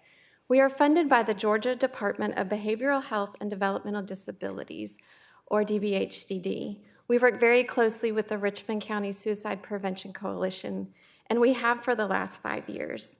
Our work supports suicide prevention efforts through training, education, and coordination across Richmond, Columbia, and Jones counties, in partnership with public safety agencies, schools, healthcare providers, and community organizations. Today, I do want to briefly highlight our important work with the Augusta Fire Department. But first, why does this matter to Richmond County? Richmond County's suicide rate is 16.3 per 100,000 deaths. This is higher than Georgia's rate of 14.6. Since 2020, our community has lost more than 165 people to suicide. These are friends, family members, neighbors, and their loss creates a ripple effect throughout our community, not only to the people who personally know these people, but also to the rest of us who will never have that opportunity. I would like to highlight one key piece of information that captures why our prevention response must include first responders. The largest share of deaths related to suicide in Richmond County occurs in working age adults.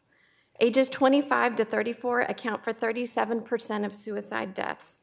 This is more than 1 in 3. Ages 20 to 24 account for 18%. Together, this makes up 55% of the suicide deaths in Richmond County. This matters because this is the same age range that includes a substantial portion of our active public safety workforce. So when we talk about suicide prevention with firefighters, we are not talking about just an abstract risk. We are talking about a prevention strategy for one of the county's most affected populations. We do also see warning indicators in our youth. According to the Georgia Student Health Survey, 9% of Richmond County high school students reported that they seriously considered attempting suicide. This is in the last year. This is again higher than the state average. This is not only an adult issue, and it's not only a school issue, but it's a county issue. Firefighters experience repeated exposure to trauma and crisis. This is not unknown. They work in high-stress schedules, often with disrupted sleep, and in many departments, there is still a culture that makes it hard to raise your hand and ask for help. And that is one of the key points and purposes of our work, is to reduce that stigma of asking for help and to ensure that people know that there is hope. That's why our approach is focused on capacity building and not just awareness. We have worked since 2023 with the Augusta Fire Department, and after their significant loss last year, they've reached out and asked for a deeper and more sustainable model. This represents culture shift. This represents the leadership demonstrating asking for help.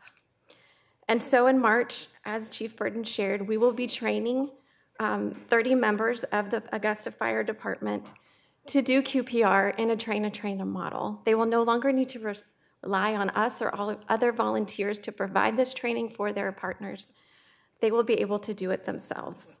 What this delivers is practical and concrete, skills to identify distress early, confidence to intervene, a shared language for hard conversations, which we know is often the hardest part, and reinforcement that help seeking is strength and not weakness. Our goal is simple: to make sure our firefighters are as prepared to care for each other off the call as they are to care for our community on every call. I would like to thank Chief Burton, the Augusta Fire Department leadership, and Mr. Thomas Stokes, retired battalion chief and member of the Richmond County Suicide Prevention Coalition, for their leadership and commitment. Thank you again for your time and your continued support of suicide prevention efforts in Richmond County. Dr. Vernon, thank you so much for being here. Thank you. Appreciate it. Before we, I'm sorry, Mayor Pro Tem? Yes, You sir. see on the floor, sir. Ms. Vernon, thank you for coming before us. And apparently AU takes care of more than just the Augusta Fire Department. Apparently you handle all of Augusta, Richmond County. Out of 34 deaths, suicides last year, almost 10% was in one department here in Augusta Fire Department. And that's scary. That's the reason why this conversation is being had now. Now, you talked about the reasons is stress and other related things, but one thing I do know, that it takes a first responder to talk to a first responder. And I don't know if AU has that. Well, and that's why we're training the first responders to train each other and to be equipped to have those conversations. Yes, ma'am.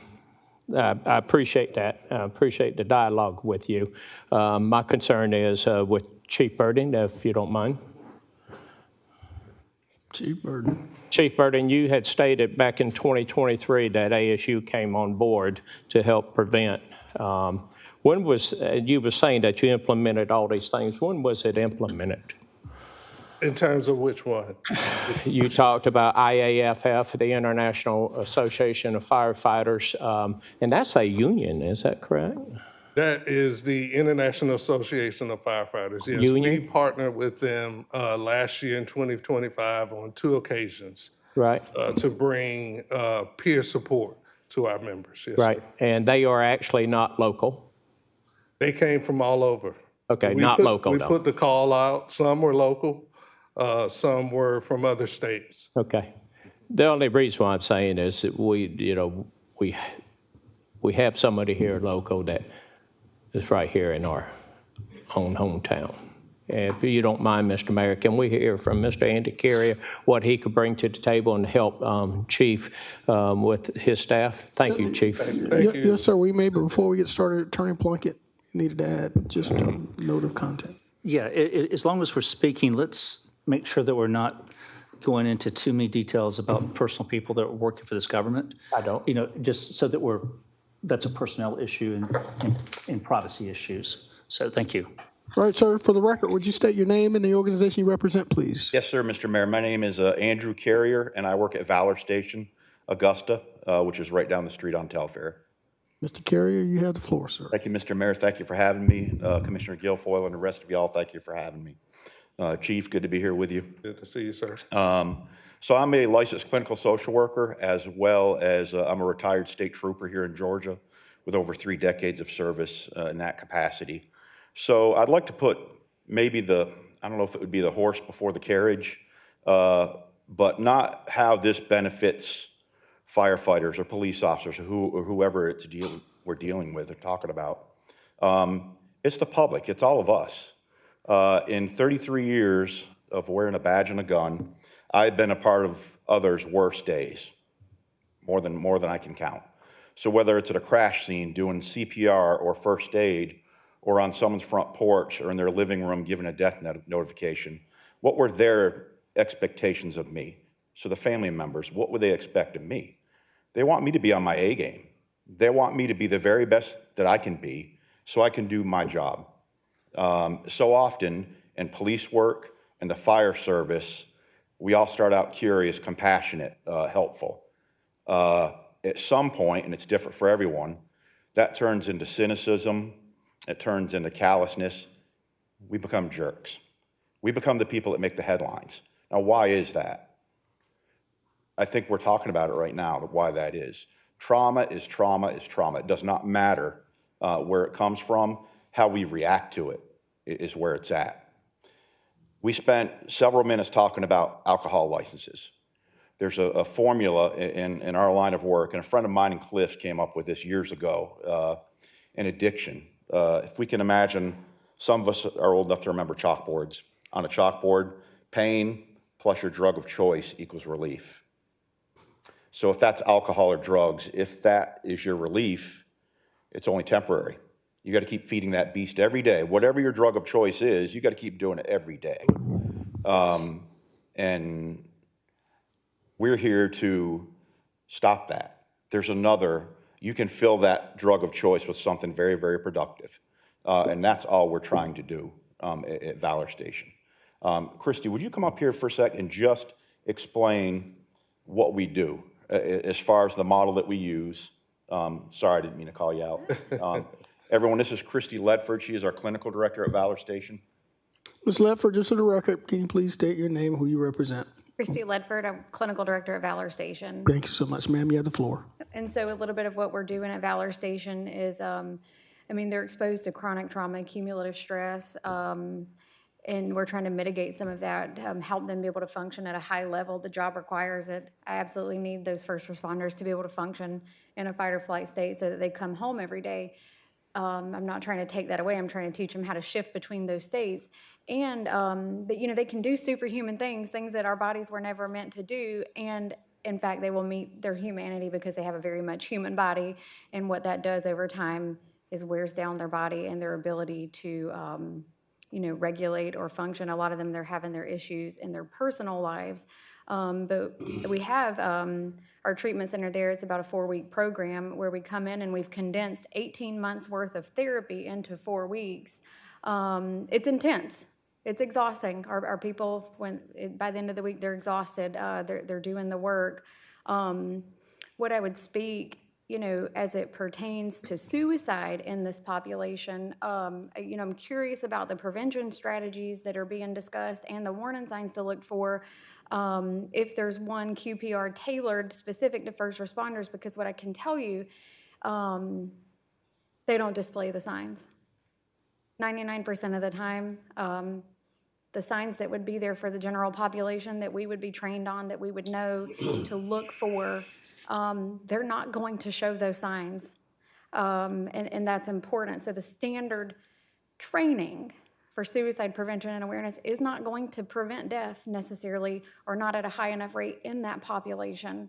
We emphasize connection over detection because sometimes there's no detection. Sometimes it's a rash, split-second decision when their body and their minds and their nervous system are so exhausted that they don't have access to any rational part of their brain. And so I would love to, I learned that very quickly in this work. Standard sleep hygiene. I know firefighters, I know law enforcement officers, they don't sleep. They have a very abnormal sleep schedule. I can't teach them the standard sleep hygiene that any population would because it will not work. It will not fit that demographic. If I go in and I try to teach them what I'm teaching the general public, they're going to be discouraged, rightfully so, because it will not work. It does not fit their lifestyle. I'm not asking them to give up their career or their life of service. I'm teaching them to have both. And what works for the general public does not work for this population. I don't believe, I won't speak to personal issues, but I think that a lot of people in recent losses and in the losses that I hear for people that have called us for help, I've had first responders, firefighters, police officers call us. Some of them don't make it to us. They complete suicide before they get into our doors. You know, even if it's a drive away, but it's just getting them in there. But they're not showing the signs. They're fine, and then they're in a crisis. And that's what matters. The standard approach does not work for this population. The standard detection does not work for this population. And I've seen it firsthand. Thank you, ma'am. Mayor Pro Tem Guilfoyle, you still have the floor. So, Mr. Carrier. Don't go anywhere. We might need you. Yeah. Tell me about the challenges as a first responder. How come they don't talk to their colleagues, their supervisor, the administration? Tell me. Stigma. Explain. That is the number one, I think, most identifiable reason is the stigma. I remember I did my clinical rotation at the VA years ago when I was in school, and there were posters all over the place that said it takes courage to ask for help. It takes a long time to turn a battleship around, and this is turning so slowly at a snail's pace. And even today, in this climate, it's still a stigma. I think that's the number one thing. So things like peer support teams, those are helping. Those are helping us in that turnaround. But stigma's the biggest thing. And you know, we've had several in our area that have come through our program that when they left, they were involved in some very, very critical incidents that have made the headlines. So I often wonder, had they not come through our program, what would it have looked like for them going through that incident? How would they have navigated that? What would life look like at home for them afterwards when no one's looking? You know, what are their thoughts? If one of the first responders came, told his colleague or told his supervisor, and word got out that he's in need, did they get shunned or? It depends. Yeah. You know, there are still some old school folks, and Chief can back me up on this, and I think it all comes down to first line management supervision at that very, they're working with the guys and gals at that frontline supervision. If they're, you know, if they don't think they're going to be open to it, nothing's going to be said to them. You know, they would just suffer in silence or go find a bottle somewhere or, you know, you name it. I hate that they go on forth without showing any signs until it's too late. And actually, two of them was actually my nephew's good friends, and it hit home. And so I'm going to get out of the queue. We got other colleagues, so thank you. Thank you. Thank you, sir. Chair recognizes Commissioner from the 5th, Commissioner Don Clark. Okay, thank you, Mr. Mayor. This is it's a sensitive topic. You know, I think it's interesting, though. We put a lot of emphasis about this particular topic and others, like PTSD and others, and we make it a military issue. And I think we kind of glaze over the fact that our first responders are dealing with this on a more repeat basis, and that's from fire, law enforcement, even ambulatory services. And I think it's even more apparent that we need to multi-tier this approach. So, Chief, I'm glad that we have such expertise in AU. I'm glad that we also have the Valor folks that are here local. But in my opinion, I think we need to try to combine a solid program that really assists.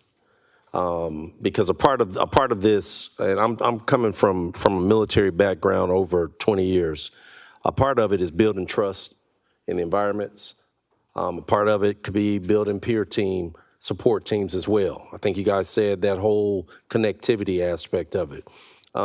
It's not one approach that's going to penetrate. The longer you're in, the harder it is to penetrate sometimes. because you just continue to just pack it down and continue to keep going, and you tack on the priorities and the pressures of the mission and everything, and it's just go, go, go.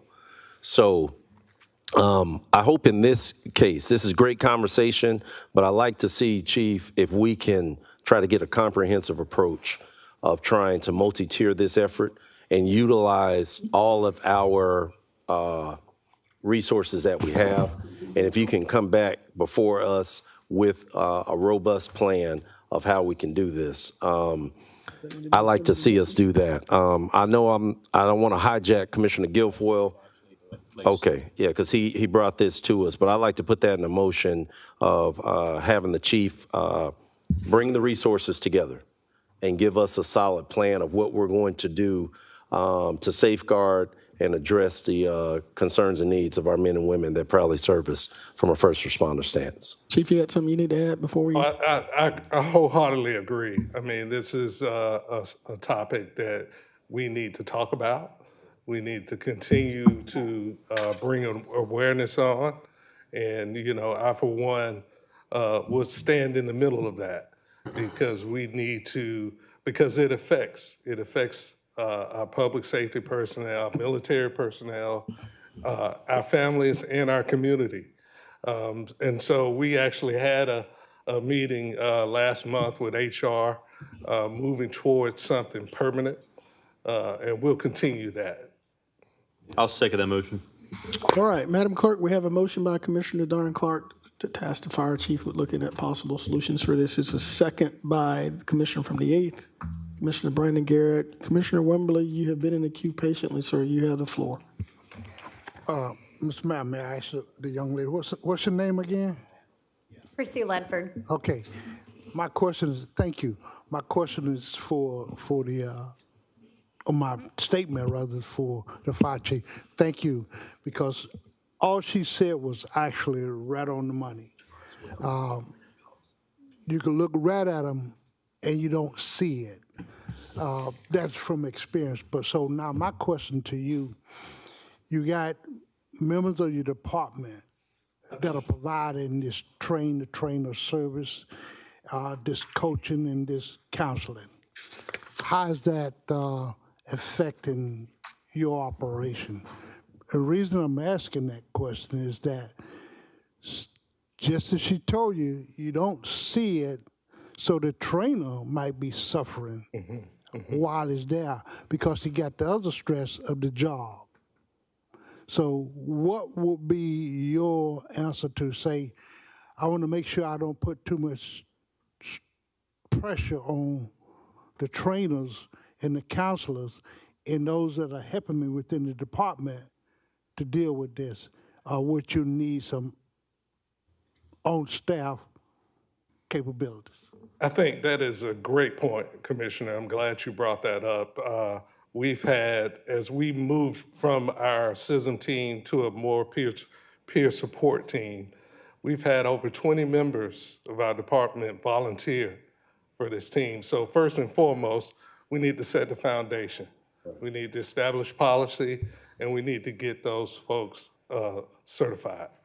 And then we kind of move from there. And so the idea is to have those branches, if you will, throughout the department in different stations where they can make immediate contact when something is seen or something is shared. So that's our approach as it relates to that. Thank you, Commissioner Wembley. Chair recognizes Mayor Pro Tem Wayne Guilfoyle.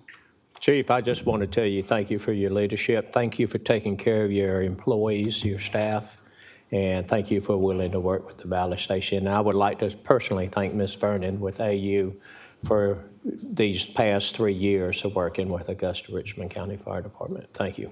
Yes. I think, you know, in Augusta Fire Department, we're a family. We spend a third of our lives with one another. It's a brotherhood, I can promise you that. Brother and sisterhood, it is. And so, you know, when one is affected, we're all affected. And if we're affected, it affects our community. So it's a community issue, and it's going to take a community solving to identify and solve this issue. Definitely want to thank Ballot Station, Ms. Christie. It's really good to see you, and thank you for what you've provided for us thus far, and we're excited about the next phase. Thank you, Chief. Guys, before you leave, the Commissioner from the 5th would like to just clarify his motion for the record, please. Yeah, just clarifying it. So, Chief, if you can work with the ballot station folks, work with our AU folks, and even if it's solidification of a policy that you're going to add to this as well and bring it back to us. Yes, sir. Thank you. All right, Commissioner from the 8th, you good with that clarification? All right, Madam Clerk, I'm sorry, Commissioner Tone Lewis is in the queue. Commissioner Lewis, you have the floor. Thank you, Mayor Johnson. Just one question I heard you say you have the program is so many months program condensed into four weeks. And my question is this inpatient or outpatient once you have a person into the program? I did hear you say you've taken so many months of something and condensed it into 4 weeks. Is it inpatient or outpatient? So it's not inpatient. We're an intensive outpatient program. Everything happens outside. It's not a 24-hour. You don't. Not a 24-hour. When that's one of the last things that a first responder probably wants to be done is locked into a facility. Okay. And you know, one of the reasons that we did take it and compress it down, if someone had asked about some of the barriers.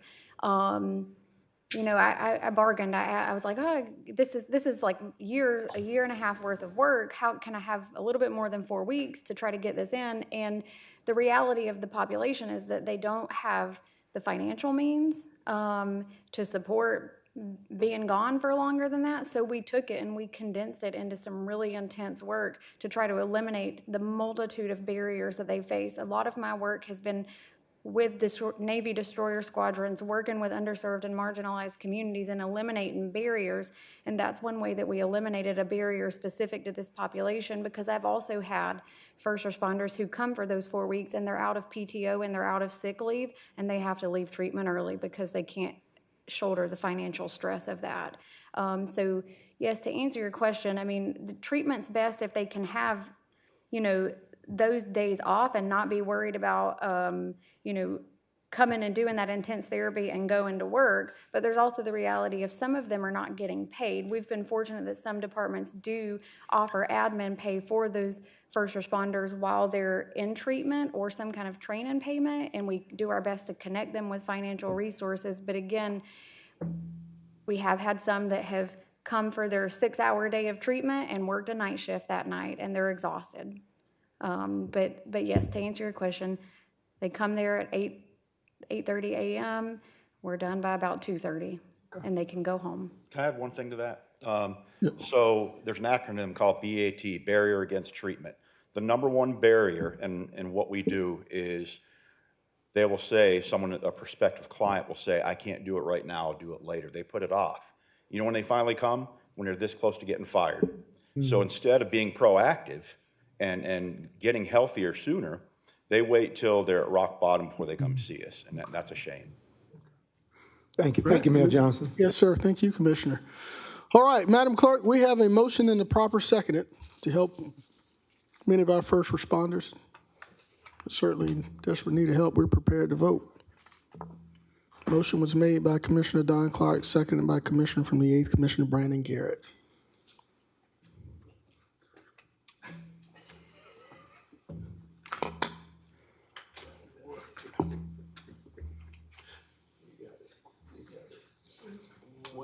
It's unanimous. Thank you so much, Dr. Vernon, Mr. Carrier, Ms. Ledford. Thank you so much for all the work that you do. Chief, thank you for being an advocate for this, for all of our men and women that are first responders, and we appreciate you. Thank you so much. Madam Clerk, takes us to item number 30. Item 30, approve incentive-based construction completion schedule for the Transportation Investment Act Project Broad Street Improvement Project roadway between 13th and 7th Street. Thank you so much, Madam Clerk. Dr. Malik, sorry we didn't get an opportunity to discuss this last week, but I think this is one of the most important things that we need to address as it relates to our downtown business owners. I don't know if many of you do, but I drive down to Broad Street almost every day. And, initially, I've heard the concerns of the business owners. And if you drive down, if you've driven there in the last couple of weeks, you would understand them in that, there's not a lot of people present doing any work. And Dr. Malik is going to address that. As you know, we have some restaurateurs and small businesses that are making investments, and they've always been concerned about how do we stay in business while we undergo this transformation. That's going to benefit Augusta, but we just need to get through it. So, Dr. Malik, you have the floor, sir. Yes, sir. Good afternoon.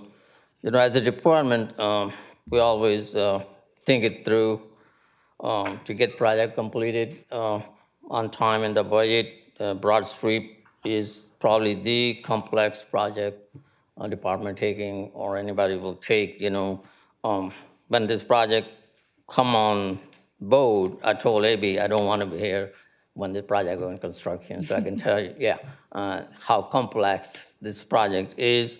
Given that, just a quick history, actually, we did not, we as a team in the department's research, what is the best mechanism to get this project in construction. And the method to use is it's called the CMGC, Construction Manager General Contractor. This is the method is used for very complex projects. Not that many entities in Georgia use it, but start using it now. I think we were one of the few who started this. Is provide flexibility and efficient way to deliver a complex project. It's a qualification-based process where we, all three teams, the design, the department, and the contractor has ability to move the project in an efficient way and negotiate the prices as the project develops. So right now, the way schedule is there, it's a very long schedule. So my request, I've been on this floor with several other requests, so this is my other request and attempt to escalate this project. There is a way to escalate it. Sunday-based, basically, it has no condition attached to it. If they can complete it, we will add additional funds to the payment. If not, nothing will happen. So contractor has to bring more crews and escalate the schedule on that. So with this, actually, I started this agenda in December. That time I got Thanksgiving, so we may have other 30 days back and forth. But the goal is to get out of this business corridor, if it's approved, by end of this year. Complete inside, outside both. There may be some lighting part left because that was the actual lighting will be installed in a different, either by the department or the other vendor because of the cost of the lighting. The contractor cost was almost double. So we work with GDOT, and we also work with DDOT to securing some federal funds to buy the lighting material, not the construction. So that's really the request from the department. Myself is that if you all kind of give good consideration to this, there is a need to complete this project in a timely manner, and this is one way to get it done.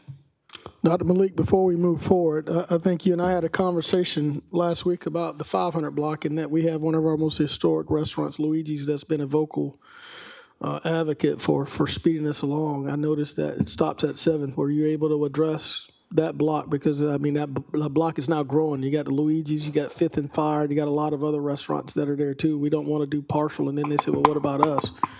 Have you been able to include them in this scope? Yes, sir. When we move forward, I'm positive we can include it. Probably we can include it. It's going to take another negotiation within the same framework. Okay. All right. We're going to open up to our colleagues. I'm quite sure there's plenty of questions. Chair recognizes Commissioner Brandon Garrett from the aide. Thank you, Mayor. This question is for Dr. Malik, if that's okay. Yes, sir. Dr. Malik, thank you for coming back with us with a much more palatable option to speed up this project. I think that I speak for all of us when $2 million is a much easier number to swallow than 13 million was a few months ago. But I do have a question in regards to, I guess, this incentive to complete this a couple years earlier. What does substantial completion mean, and who makes that determination? So that is, the department makes the determination, basically, is completing all the key elements of the project. Like the road paving, the sidewalk, all of this stuff. I say, there may be some landscaping part left and all that, but all the key, open the road to the traffic, all that thing. So, and establish the access to all these businesses. Okay, so all the lanes will be open, all the parking will be open, Yes, sir. all the drainage will work. Yes, sir. And the parking, actually we are reestablishing as we go. So they already working on the block they're working. So in another week or two, they're gonna pave those parking area. I'm gonna open up. I'm gonna move to the next block. So that's an ongoing effort. It's very challenging, but we're working to, and that's one of the flexibility this procurement method provide us to really do CMGC, And those stipulations, are those going to be plainly stated in your agreement? Yes, sir, yeah. All right. Well, I appreciate this, and, I'm going to support this because I think that the business owners deserve it, as well as the rest of Augusta, seeing that a project can actually get completed in a timely manner. All right. Thank you, Mayor. All right, thank you, Commissioner from the 8th. Commissioner Lonnie Wimberly from the 4th. The floor is yours, sir. I was making a motion to approve. All right, there's a motion, and I hear a second. There's a motion by Commissioner Lonnie Wimberly, seconded by the Mayor Pro Tem, Wayne Guilfoyle. We got a few other folks in the queue. Attorney Plunkett. Mr. Mayor, one of the things that we need to bring this, not today, bring it back to the document for approval. Incentives are kind of it typically has to be put into the RFP, the incentive part. So what we may see it more structured, as it may caption more of as a change order to provide for funding for additional, as you mentioned, additional crews, and we'll compensate them if they use the crews in order to get the project done timely. So I just want you to be aware that when it comes back for signature, it may look slightly, it won't sound as much of an incentive as it's more of a change order to additional crews, if that makes sense. Yeah, can we also clearly define the substantial completion, very similarly what Dr. Malik said about making sure that the sidewalks are done, the roadways there? I'm fairly sure that substantial completion is already in the contract, but I will verify that, and if we need to, we'll put it in the agreement. All right, thank you, Attorney Plunkett. Chair recognizes Commissioner Dunn Clark from the 5th. Yeah, Mr. Mayor, you were spot on with that one. That was what I wanted to know, was really kind of add some more definition to the success criteria, so that, because essentially we're asking them to condense this timeline that really was going out to 2028. Yes, sir. By the end of the year. And the last thing I want is for us to incentivize something that is really kind of, we wish we didn't do this type scenario. And so that's why I'm saying, if we can really, Attorney Plunkett and Dr. Malik, add some really clear delineation between what we're stating as success criteria for accepting this, for them to receive the incentive, as opposed to, all right, hey, we just threw this together and we got this done at the end of the year. Let's make sure we're getting a true ROI out of this. Yes, sir. So we can work together, and actually we can drop that language from our end. Thank you. Yeah. Okay. All right, Commissioner Stacy Pulliam from the 2nd. Thank you, Mayor Johnson. May I address Attorney Plunkett? Yes, ma'am, you may. Should we not reframe or restate our motion to take, can you come up with a replacement for that portion, even though we know what our intent is? That way the word incentive is not in the motion? I don't have a problem with the motion. What we just need to do is say to bring back a document for final approval. And when we bring back the final approval, you might not see the word incentive, but the intent will be in there. I think we're okay. We all understand what we're trying to accomplish, and I don't want to get rid of the intent. I just have to make it compliant. I'm perfectly fine with that, but I do wanted to point it again. This is the CMGC procurement method. It provides a lot more flexibility than the RFP or the bid and all that. So my reading of that is doable, but whatever language you all agree, I'm good with it. Yeah. Right. And We will so, work closely together to get something done. and my questioning is in line of gratuity clauses and things of that nature, just making sure that word incentive, because I know we've been warned against that in the past. Yes, ma'am, but what I'm saying is that I think the motion is fine as long as the final document comes back as compliant with, such as with Constitution and things of that nature. So, I mean, but we can say that, approve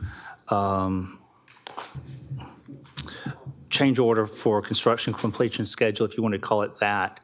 But I just want to understand that we're going to work with Dr. Malik in his department to come up with something that has an incentive to it, but it just may have different vocabulary.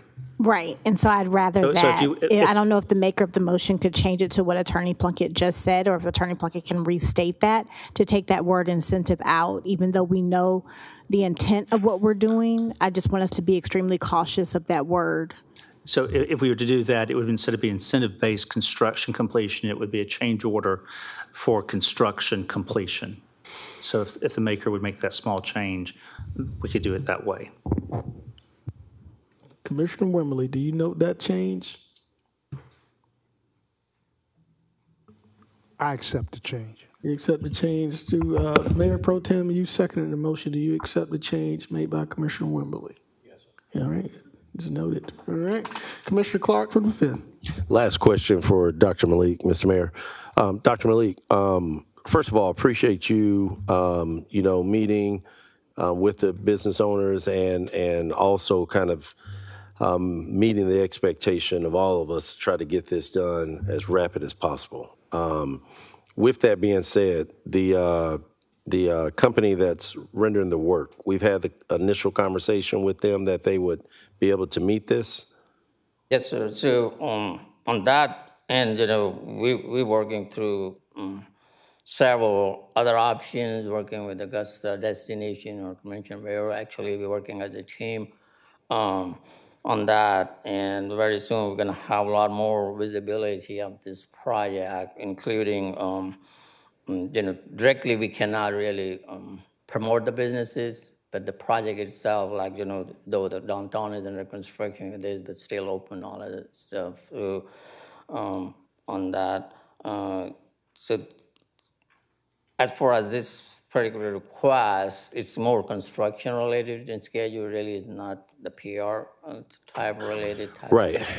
And I apologize if I was off on how I posed that. So the company who's actually doing the work, we've had the initial conversation that if we accelerated this, they'd be able to meet that? Yes, sir. I have several conversations. Actually, it was a lot more they were asking than I brought it to you. All right. Thank you, Dr. Malik. I just needed that point of clarity for the record. All right, Madam Clerk. Dr. Malik, for the public that's watching, there's a lot of business owners. This is very visible. Can you explain when they don't see workers present, what's actually going on? Because I hear the complaint from time to time. Sometimes these projects go days, weeks without seeing somebody present. But you gave me an explanation earlier late last week. Can you explain to the public why? Yes, sir. So they may be waiting on, simple example is conflict with utility,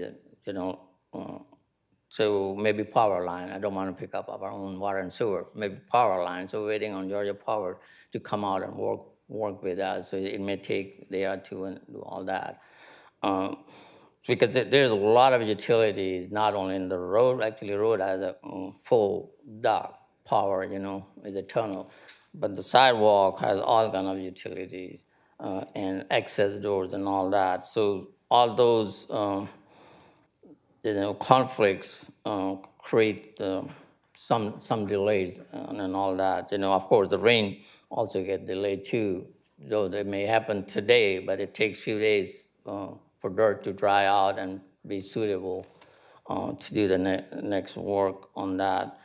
But I'm confident, the way they're working, actually, they already working on their own to speed this up. And also some of the specialized work, which general contractor will not do it, so they have to schedule on when that subcontractor will come out, so it may cause some delays, So it's easy to do the grading and all, that's what happened recently, but right now, like James Brown Linear Park, they almost there to do some other stuff, so they will. Okay. Yeah, so, yeah. And Attorney Plunkett, as you draft this agreement, make sure we get that 500 block included. We cannot omit some of those business down the lower in the broad, okay? Let's make, all right? All right, Madam Clerk, we have a motion by the Commissioner from the 4th that's been amended and also accepted by Commissioner Wayne Guilfoyle. We're prepared to vote.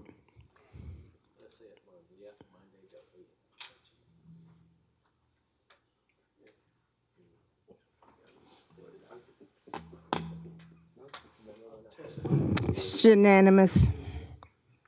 All right, thank you, Madam Clerk. That takes us to, I think this is the last item. Yes, sir. For business today, number 31. Item 31, discuss floating local option sales tax in May election related to the local homestead exemption, House Bill 581. Thank you, Madam Clerk. Mayor Pro Tem Wayne Guilfoyle, you have the floor. Thank you, Mr. Mayor. Mr. Mayor, the reason why I put this on the agenda because I did not know if we was able to put this flossed on the May election, but come to find out, maybe attorney could answer it. It was what we voted on last time. Did it show that it goes on the May election? We can have both the splossed and the flossed in the May election. I've talked to the elections department, and they're good with that. We have prepared an initial draft of a resolution to call for the referendum. The other part of that is we had a small question about a tax. One of the taxing districts resolved that earlier end of last week, yesterday. So we're kind of good to have this, to bring it forth timely with the SPLOST resolution. Okay, and I got word that up there in Atlanta, they actually going to mandate it for everybody to accept. They probably changed it from House Bill 581 to another digit, but it's going to be mandated for every community if it goes forward there. So in order to move forward, putting this on the May ballot, all we got to do is make a motion, Attorney. A little bit more than that, but we'll bring it, it'll be coming on the agenda. Probably my goal was to try to get on the February 3rd meeting. That works for the Board of Elections, which meets on the 9th of February. That gets us in the 90-day requirements for building the ballot. And that is also, the 3rd is the same date we're trying to bring the SPLOST for final approval. And for anybody that's watching this at home, et cetera, the House Bill 581, if this floss pass in May, what it does is holds your property taxes down in lieu of this floss. Is that correct, Attorney? Well, actually, 581 had a float. We opted out of that, but then we had a referendum that we have our own floating homestead. So that was approved by the voters, and that now enables us to have a floating local option sales tax. I don't know that the body has specifically voted on the amount. Well, actually, I don't know that y'all have voted to move forward with the floss, but the other part of that is I'm making the assumption, drafting it as though it would be for the full half-cent. Right. As opposed to some smaller increment than that. Right, which helps out the citizens. All right, I'd like to move forward with this if we could have the attorney draft something up. All right. Make a motion for that. I can second that. Well, we got to have a motion, make up the motion first. Commissioner from the 3rd, can you make the motion? Can you make the motion to move? So who made the motion? I did. Okay, all right. Mayor Pro Tem made the motion, seconded by Catherine. Commissioner, to authorize the attorney to move forward with a path to put this on the May 19th ballot. And Mayor Pro Tem, you're correct. There's a Senate bill introduced to address the number of school districts that opted out of House Bill 581. Okay. And that it's their intent to get more participation into this valued tool that helps homesteaded property owners. All right, Madam Clerk, we're ready to vote. There's a motion by the Mayor Pro Tem, seconded by Commissioner Catherine Smith Rice. Thank you. To engage the attorney. All right. DC Jones? He's on.